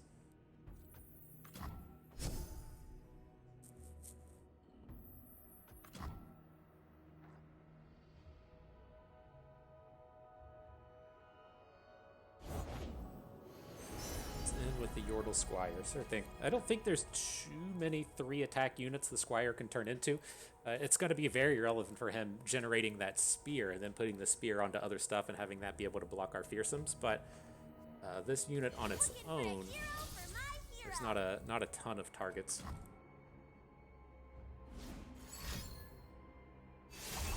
Tea for 2. I think I'm interested. Like, there's some desire to kind of hang on to that unit, given that as we do come out and develop things like the minus attack units, there's a very good chance that thing's not going to be able to block. But our hand doesn't interact with that too well. And so I think that I'm okay with just sending the unit away and kind of trying to build up into that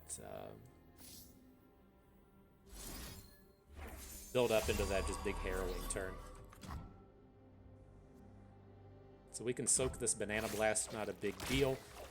Now we can send in the Wraith Caller. I think we want to just send in both units. If he wants to take a 6 nug here, I think I'm pretty okay with that.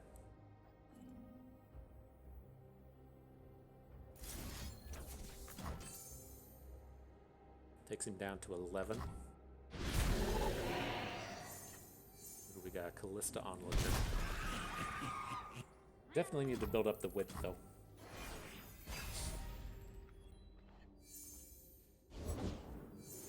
There's the scary one.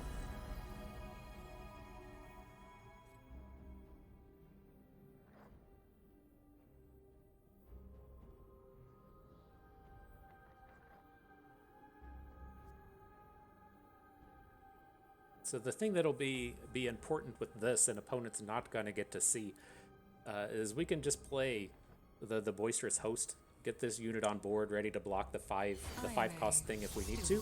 Whatever it's going to be, it looks like mechanized mimic, picking up impact fury, and then we can like risen mists and actually get a trade onto the 7 power thing. So I think we'll kind of interested in just taking the 7. I definitely want to take down Risu though. Boisterous Host is pretty weak. The upside to the block with the Boisterous Host is that like his unit's gonna end at 3 health, and then like that still just dies to all the fearsomes, and so I think that's okay. But we're probably not gonna be attacking on this next turn, and then getting to our attack token 2 turns from now and being like, okay, well, I gotta have this Harrowing connect. Linkkeeper though.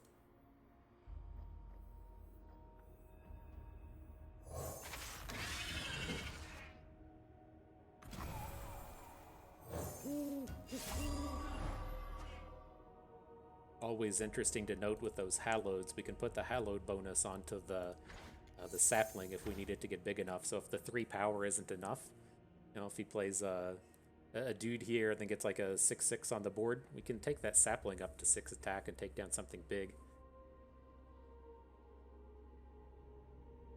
So we'll see. I'm curious why he's stalling, if he's got another Banana Blaster or something and is waiting to see if we just put down a higher value unit. Curious what the angle is here.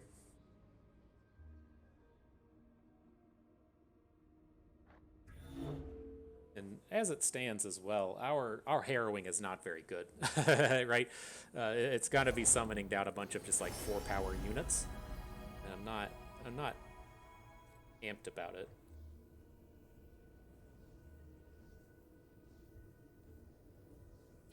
Might be enough, but not amped.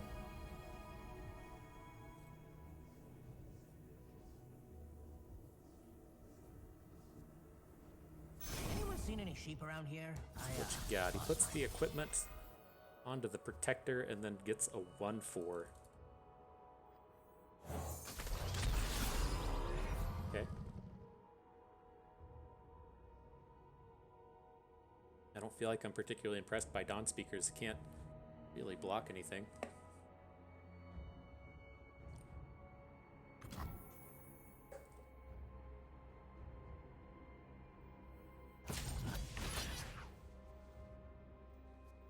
Let's hook in the big guy.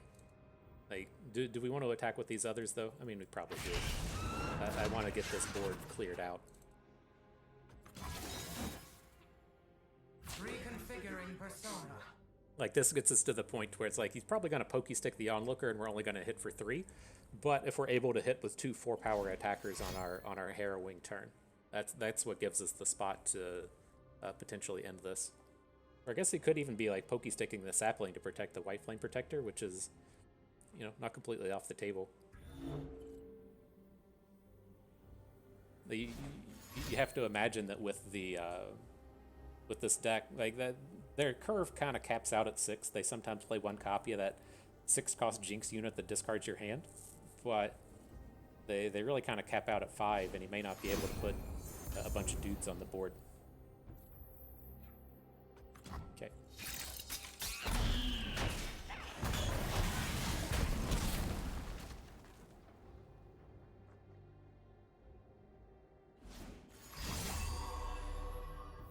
Reduction Surge. So he's going to lethal us this turn somehow? I guess it's kind of interesting, the guy getting the health bonus, but... Well, let's see. I guess he has a fairly scary mechanized mimic here. And then we have to take a 2-bank into next turn. We can only add 1 unit to the board. Probably just add Callista, but the Merciless Hunter's got to be good here, right? In the sense that as far as his board is right now, he can only block with the Mechanized Mimic.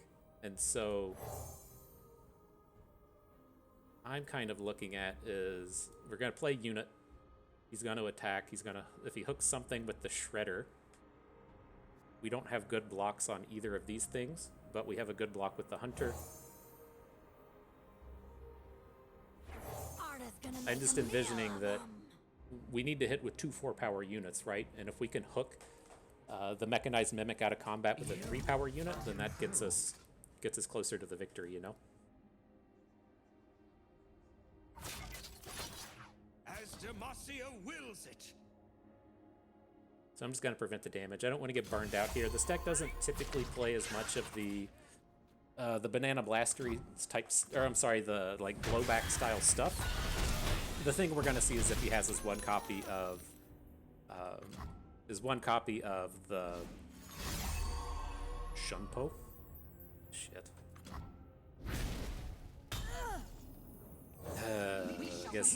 I guess that was a fan club president card we were supposed to play around. God damn it. Now we can't harrowing. So, I mean, probably just dead. Very, very easy to take 1 damage against this deck, but... Dark times. God damn it.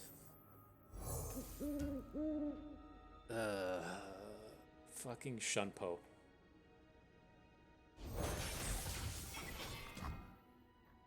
So, I mean, if we just have to be dead. Like, there's a chance next turn that we'll get to, like, harrowing defensively. And then if we hit Wraith Collars, we might have some units for the following turn. God damn it. Alright. Let's take up a game 3 up against the Jax Vi version. Oh, that's so frustrating.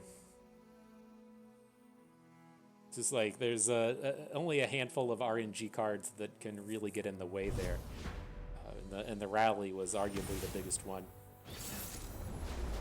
I don't know. I don't know. I would say that if there's like 30 options in the 5-cost space, there's not 30. If there's probably like 20 options, probably like 15% of them actually just come out and kill us, I guess.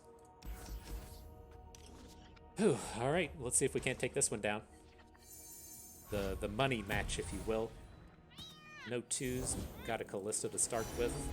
And I would say he does not have a timelines, right? You're not gonna just drop Fereth on turn 2 if you don't have the timelines. Very odd to just see that anyways. Like, I guess it's not too crazy given the burn aspects of this deck and having him just throw down dudes. But that was odd for me to see.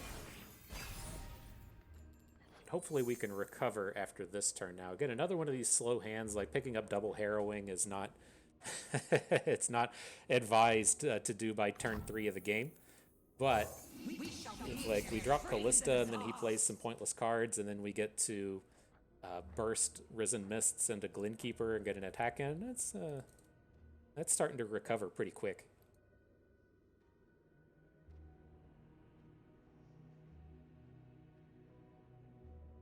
I'm just curious, like, it's like as you add that Fereth on the first turn, what are you trying to advertise, right? It's like, number 1, you don't have concurrent timelines.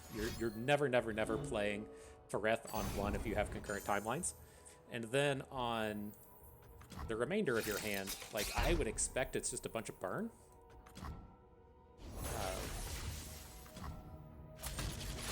So this is completely fine. Oh shit, he doesn't... We don't even get to kill the Flame Chompers. That's such an odd sequence. We feel better about this? Like, we just picking up the Wraith Collar? Like, I think, like, given the makeup of our hand, that we just want to not die, I think I'm okay to have the Flame Chompers hold on to the equipment. He can hook down whatever he wants to next turn, I don't care. I get a little bit more scared with him just adding dudes to the board. And then getting to use that Flame Chompers again. Like, I guess most of his units are improvised units anyway, so it's not a complete truth there. But I think this is it, right? And then if he spends his next turn Flame Chomper hooking in the Wraith Collar, I'm pretty fine with that.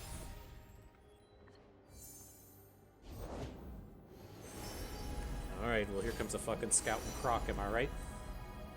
Can't wait to see... Can't wait to see what this nonsense is. Combat Cook, he hits Scout, and he hits Swole Squirrel. Okay.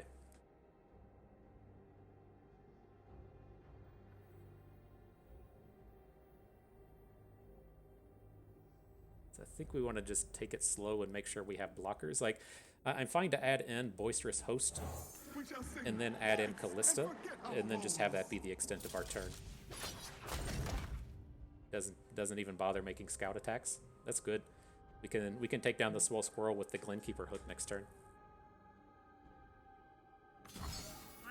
May I see your invite? May not even need to take it that way if we want to get Nocturne down now.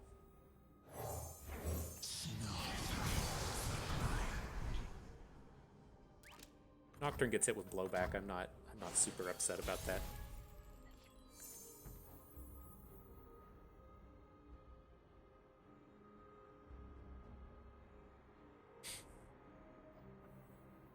Let's just try and keep this board clear. I'm going to add in Callista. We'll add in the Glenkeeper. I kind of like keeping a defensive Risen Mists here. As if things go bad next turn, it just gives us an opportunity to get that surprise blocker on the board. And this board doesn't really scare me. Especially with like Phareth coming in. It's kind of wild. Gotta kill this Swole Squirrel, though. We can't let him switch the Astute Academic ability over onto Swole Squirrel. Like, that is just disaster mode as anything could be. So I was looking to hook the Swole Squirrel with Callista. So we want our attack to look something like this.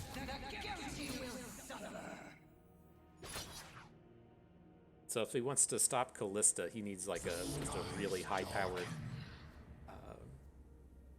set of removal.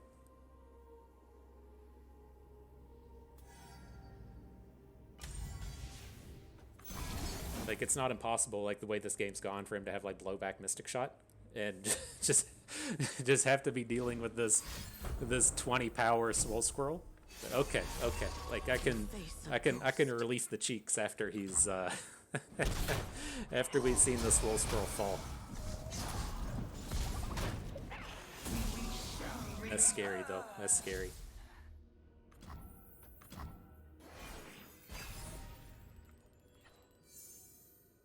Man, we're gonna be dropping some Harrowings. Not a lot that the Jax of I can do about it, and so hopefully we'll be able to close this game out on the next turn.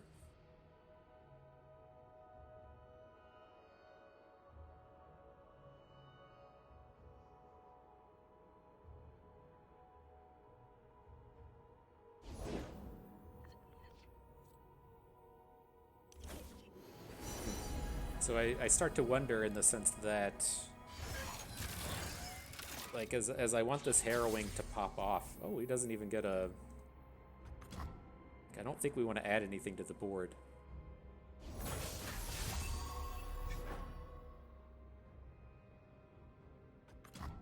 And then we'll just Harrow next turn. Or we'll do this as slow as we can, right?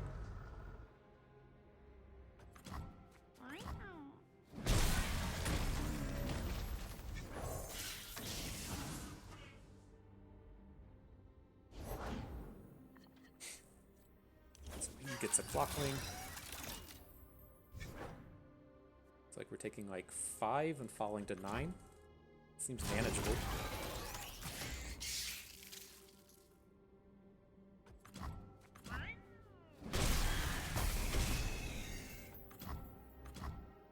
I know if we have like some real turds in this Harrowing, though, it's not gonna be a guaranteed game breaker here. I think we're going to get to clear out his board, but like these aren't like 6 and 7 and 8 power dudes. So it's nice to... We'll get a flip out of Nocturne as he's able to attack, but Like this is definitely a board that can fail. I think we just got to be happy that we get the chance to kill all of his units. Hopefully. Hopefully. Not even I know what I'm cooking up. So what's he hit? A 5/6 Yulia. He's gonna get 2 blocks. And then he's got to have like at least 1 burn spell in this spot, right?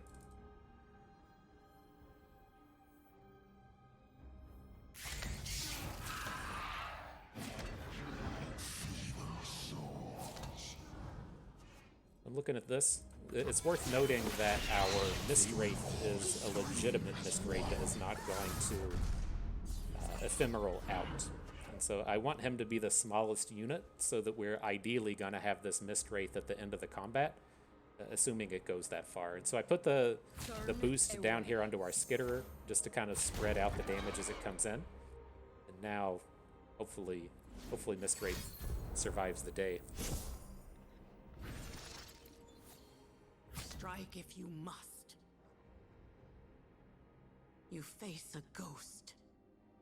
It's like Strike we're if 2 you damage must. short on the matter. That's painful.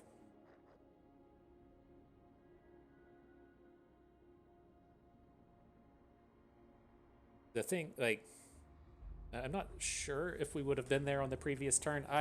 We had the option to, instead of playing the Do not stand against me. instead of playing the what you would call it, the spider, we could have played Risen Mists on that previous turn and put it in front of the Wyvern. Would have been, I think it would have only been a 3 power win though.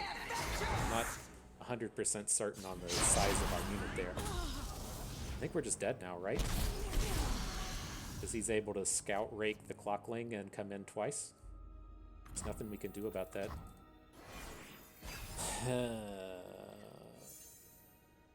Let's see if that's the angle he takes. Brutal.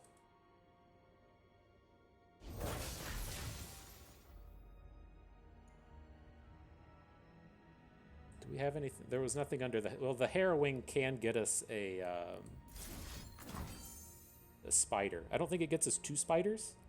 If we get 2 spiders to give out -2, that gives us a lot of time. I think it's only going to bring back 1 spider. Oh no, we got Nocturne in there, though. I forgot about Nocturne just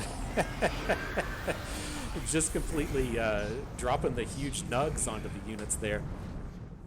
Okay, I forgot about you. I was just like, man, if we play a spider and we get -1 one time. -1 one time was all I wanted. I forgot about the Nocturnes rolling through. So I mean, maybe I didn't think that through enough. Maybe we should have given him a chance to put 1 more unit on the board. That could have been a little too sloppy. Like, I don't know, taking a 4 damage scout hit out of the Clockling when he has 6 cards in hand, that has to just be lethal on you. Like dying to blow back Mystic Shot or any combo of 2 burn spells that aren't 2 Mystic Shots, you die at that point. And so it's pretty scary.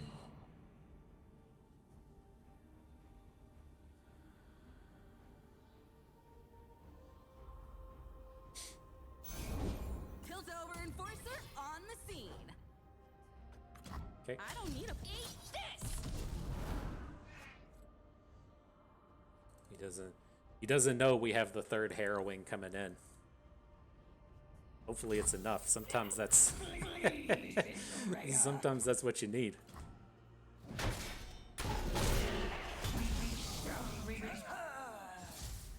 Alright, fellas. Squeeze them cheeks. I thought this one was done. Maybe it's not. Maybe it's not.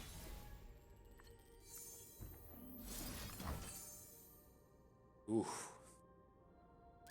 Oof. He drops a GG on us. Hopefully that doesn't mean he has 8 damage of burn in hand.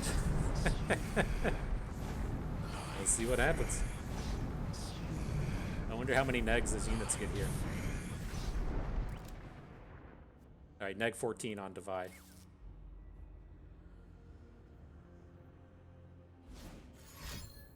Oh god, he's playing burn. Uh-oh.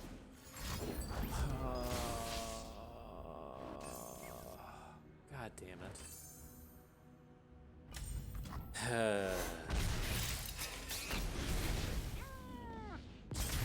Alright, GG.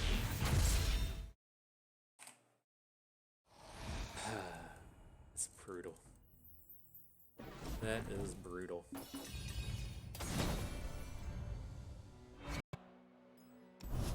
Alright, let's see what we can do. Just gotta rattle off a little bit of a 4-0 here. See if we can make our way into that top cut. That's been brutal, man. It's like I see the record for our Nocturne deck at 2-4-1. And it's like, I know that how close some of those games have been. I don't think it's very telling in terms of what it looks like for the match. As we had that, just a couple of just like insane shortnesses. We were 1 damage short against Akshan Samira. We were 2 damage short against Timelines 1, and then we had the lethal ready, and we got 8 damage burned against Timelines 2. That had to have been a top deck burn spell as well. And so it's just, it's tough. It's tough. Like, I feel like some of those games, like, we were just getting, like, so close with it in the sense that I feel like it, we might have missed a point of damage or two along the way in some of those games. I feel like it's been carrying well, given the number of games that we haven't had a 1 or a 2 drop. Like, I know we aren't playing as many 1s and 2s as a deck like Pirates, but we do still legitimately have a lot of 1s and 2s in the deck, and we just aren't really seeing them. And for the games to come down that close, it's been kind of wild. But alrighty, into the next one. So what do we got here? We got tokens, we got Annie Jhin, and then we have some kind of Zed Kayle deck. And this is like tough in the sense that like I'm usually pretty okay to do battle against Annie Jhin, but Annie Jhin is also like the really only on meta piece of the lineup here. And so it's like as far as tokens go, I'm fine with elites. I don't like running Mist Wraiths into tokens. That's the one that just strikes me as being the most problematic. And like Zed Kayle and Targon is like probably elusives. I just feel like both Zed Kayle and Annie Jhin are going to be weak to Samira if we get to keep that up. Like just the interactivity you get with Samira against these decks can be a real backbreaker. And she feels like the weakest against tokens. And so that's the one I'm going to take out. He decides to ban Fearsomes, and then let's lead in with Samira. I'm trying to think, like, I know that I've had a couple of games against tokens with Mageseeker Jr., and it can be annoying. Like, it's not a real backbreaker, but, like, every mana matters for a deck like tokens. And being able to just cost, like, 1 spell, making 1 spell cost 3 mana instead of 2, can just be, like, such a backbreaker for them. Reporting in. So, we'll see. As far as this hand goes, we're up against Zed Kayle. I'm fine to not try any Samira shenanigans on turn 2. And then we have the answer to Zed on turn 3 and get excited. By no means are we guaranteed to get a kill with Zed. It's just very easy to protect him. But this hand has pretty much everything that I want to see. It's got a Samira and it's got a Zed answer. Not expecting Grandfather phase to come out of this.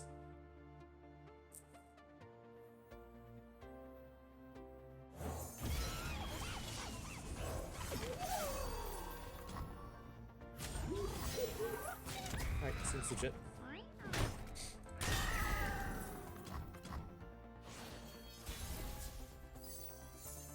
And with Sump Dredger. I think we want to take the aggro line. Like, I'm looking at... like, we're 100% gonna hook the Grandfather Fae with the Samira. And then if he plays another fairy, there's not a ton of them I'm really worried about. And then if he does have, like, combat tricks here to protect the Grandfather Fae, like, I don't really care. You know?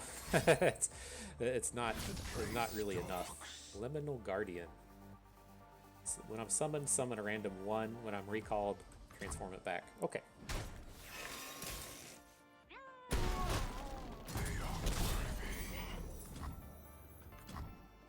Samira's at 2 of 6. She's not going to flip this turn, but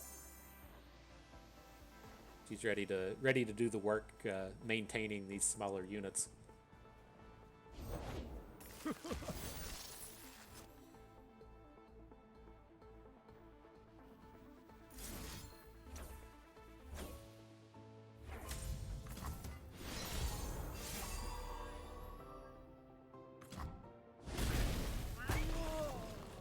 We'll take down the Fae while we can.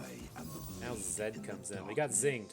You zinged us, Zed. We can at least block to a smaller degree here with we're just throwing the Flame Chompers in front of Zed to keep him from flipping, and then we can try to limit him on the next turn. It was not the zinging I was expecting to come through.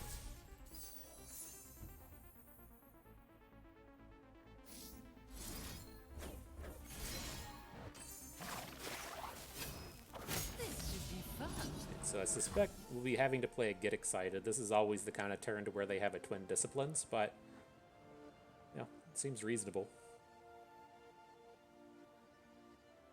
We got a very expensive-y kind of hand here. I'm wondering, like, what our chances are of ever... Okay. Of, like, connecting with Scion are. Yeah, it's like you're doing battle against Ionia Targon. There's just so many things for them in terms of do we really have to get excited one of these units?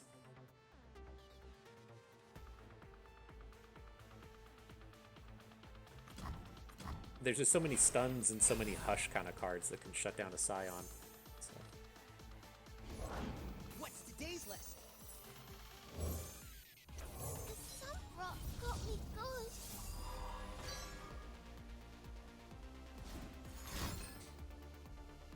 Summon a Keeper of Masks now, or at the next round start. Draw one. Okay.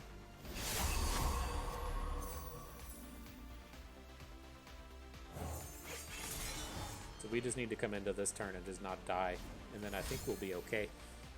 They say these were from the Protector himself. So who's the biggest one? I think like to hit the Sparring Student. I'm innocent. Is this We'll your give up on best? Samira. Looks like we're only taking 4.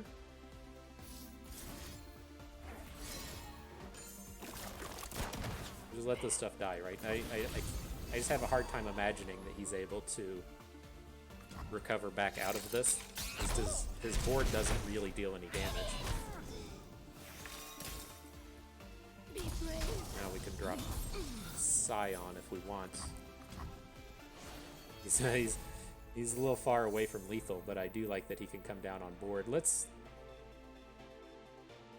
just get multiple units down. So I'm gonna Dredger out this Lost Soul. Just get dudes, right?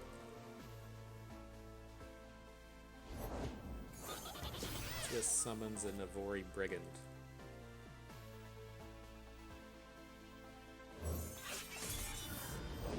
Only the guilty need fear me. Kayle's fucking scary. Alright, so I'm gonna add in the Zonite Urchin, not discard anything. I mean, she's not flipped. She'll flip when she attacks. No, it's flip at round start. So we might have a chance to like throw Scion in front of her. Let's stop and read this. That's a... Oh, she flips at round start. Like I flipped it over and saw the overwhelm icon, and I was like, "You've got to be kidding me! Like how bad can this really be?" But it's not the case on how that one works. We're looking to take 6 here. Preserve all of our units.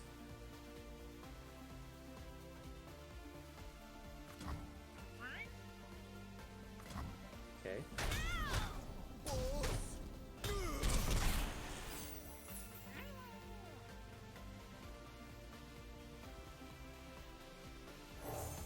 I'm going to discard this Twin Blade Revenant. Like, we're going to get our Urchin down, we're going to get Scion down, and then we're going to open attack next turn.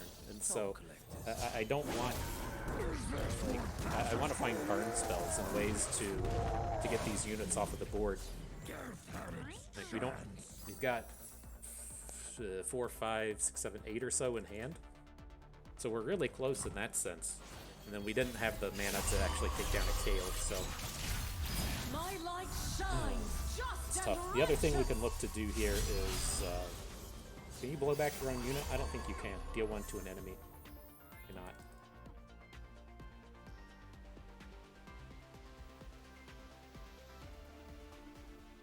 So if he blocks with his biggest non-Kayle unit, we're going to hit for 6. Takes him to 7. That should be good enough. Then if he like blocks and combat tricks, we can... in radiance. if he blocks and combat tricks, we can blow back. Guilty. So what does this thing do? I can't take damage or die. That's fucking annoying. We get in for 2. Get a rally after this. As it stands, we're like 1 damage short. Got 1 card in hand. Like, I think we need to slow our roll here just a little bit. If we blow back, let's say the long tail, add the Fallen Rider, that gives us a chance to get 2 more damage in. And then we have 12 exactly. So I think we can pull it off that way.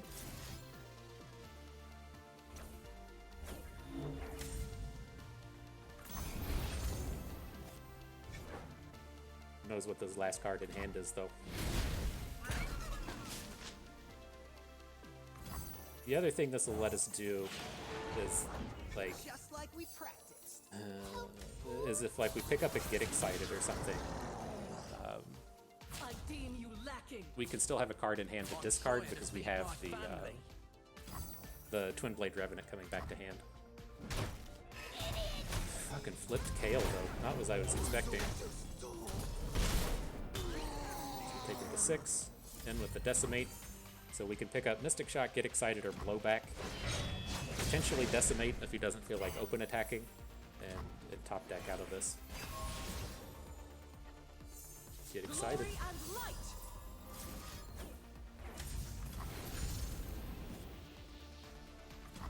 Okay, wow. I was not expecting that monstrous Kayle to roll through. That was tough to space out. All right, though, GG. On to the next one. And so that, I don't know what that matchup against Bard. Like, it feels like our units should all just be bigger than his, but I don't know. Those units all just grew fucking fast, and I did not expect anything that was coming out of that. And so that leaves me a little bit worried with this deck, but I feel better with elites up against his other one there. So with this, I was hanging on to the Vanguard Squire. I'd like to, come out the gates as fast as we can, which we're not doing with this hand. Let's be real. This hand is doing nothing in terms of coming out the gates, but having access to the Vanguard Squire cheapened up gives us the chance to just get those bigger units on board. So we got the dog. He's not attacking. He's going to grow next turn and have a chance to pop. See, like a Navori Brigand come in. He put a bonus on a unit in hand that we haven't seen yet. Reporting for duty. And punch. Not my Alright, we gotta get these sparring students out of here. It's like they've kind of done their work, they shouldn't be that scary from this point forward, but those are the ones that just have like the most opportunity to both deal damage and survive the combats, and so I'd like to get them out of here. Potentially attack with Bard this turn.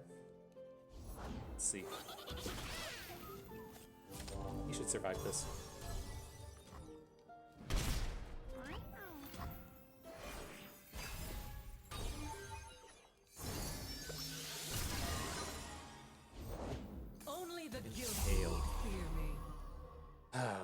least Kayle. Let me stop and read this again. I get 1-0 for each time an ally attacked with increased power. When I'm summoned, grant allies 1, so she's going to get +5 and go up to 10. Alright, well, there's not a ton we can do about that. Guide my sword. You don't scare me. Hold fast. Alright, this Kayle's gonna get obnoxious. We just don't have the ways to deal with her. It's not what I was planning on doing today. Stay resolute. Holy shit, she got a flip. Did she just give the units a bonus at the start of the turn? Oh, God. What's this nonsense? I have +1 attack for each time an ally attacked with increased power when I'm summoned or level up. Oh, so she leveled up, and that was what? Did she have 11 power at round start? Okay, apparently so. Alright, well. I think our angle here is when I'm summoned or level up, get 1/1. And so, I mean, I think we can get all of these dudes on board. We can get Dog, we can get Cytherea, we can get Junior. And then, as long as we're not dying to Kayle next turn. Good luck out there, recruit. But I should say, as long as she's not flipping, I'm Cytherea. we should be okay.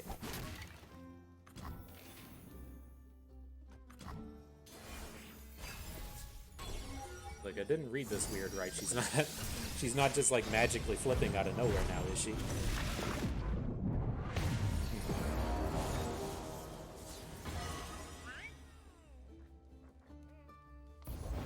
I see lies in words and So what's truth this? in blood. 10.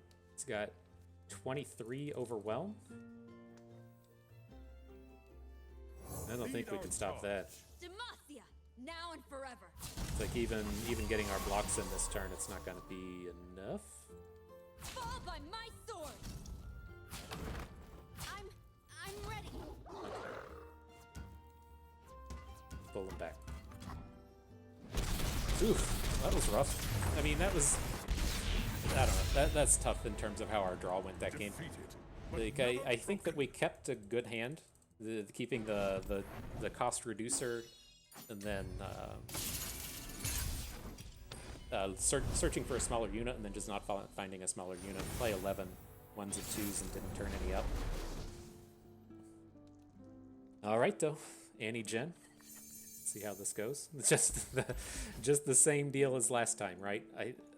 Again, I still feel pretty good about hanging on to Vanguard Squire, especially when we're on the odd attack. Slows him down just a little bit, and then if we do start to pop off these elites, getting the Squire down fast is such a boon. But let's start off with Bird.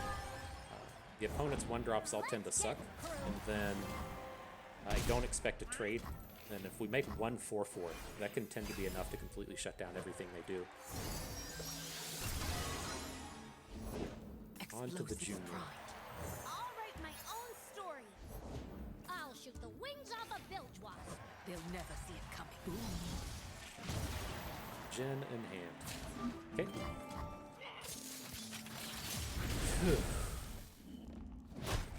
Damn it. So, as long as he doesn't go super wide on this turn, I think we're okay. That's a very tempting Ramhound. Like, it's like I eyeball the Vanguard Sergeant, since that's what's going to make this Vanguard Squire only cost 1. But I mean, at a certain point, we just don't have to worry about catching that value anymore. I think we just go Ramhound, and we go Vanguard Squire, and then next turn we'll play Mage Seeker Jr. And then hope these units are big enough to just, stop what he's doing. It feels like getting 2 units on board this turn is exceptionally strong. Reporting for duty. Like if on our next turn, if he's in the spot to where he's just playing Jhin and he's not like stagehanding us, that feels like a great spot for me. And our life total is healthy. We're at 15. We're gonna get nugged for 3 with the stuff on board. Jhin can be a little problematic here, but I think it's okay. And it's like, especially if he just adds Jhin and we go Junior and trade, that feels like a big win to me.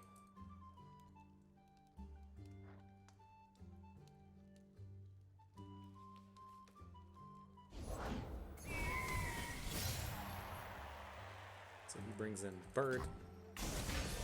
Don't have to worry about spells with them at 2 mana at this point, so I'm going to add in Ramhound. I'm fine to just trade Ramhound. The scary thing is him just coming at us with all of his units. This is a very surprising space to not see.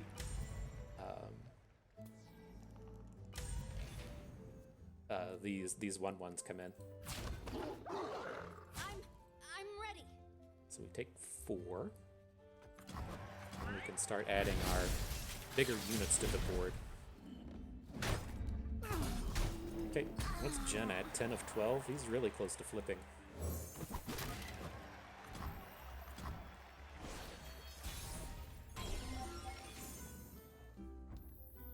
Discipline and steel.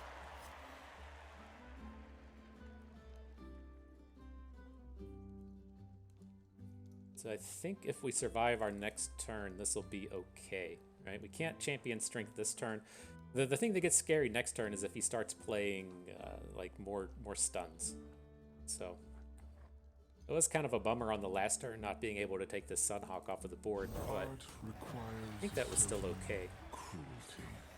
Now the question here is, do we want to single combat down Jhin? I'm not amped about it. It's just like the thing that's interesting in this spot is we would love to champion strength next turn. But like if he has a single stun, it just stops us in our tracks. And so it's like I'm really interested in single combating one of these Crackshot Corsairs. We'll check this. There's a Lotus Trap. Jhin is in place on the weakest enemy. So we can kind of pick and choose who the weakest enemy gets to be. I think this is fine. Let's take the Corsair down. Like, if we can make it into our next attack token, attack and then champion strength, that's a thing as well. So, let's draw Vanguard Defender. Okay. We got a dude.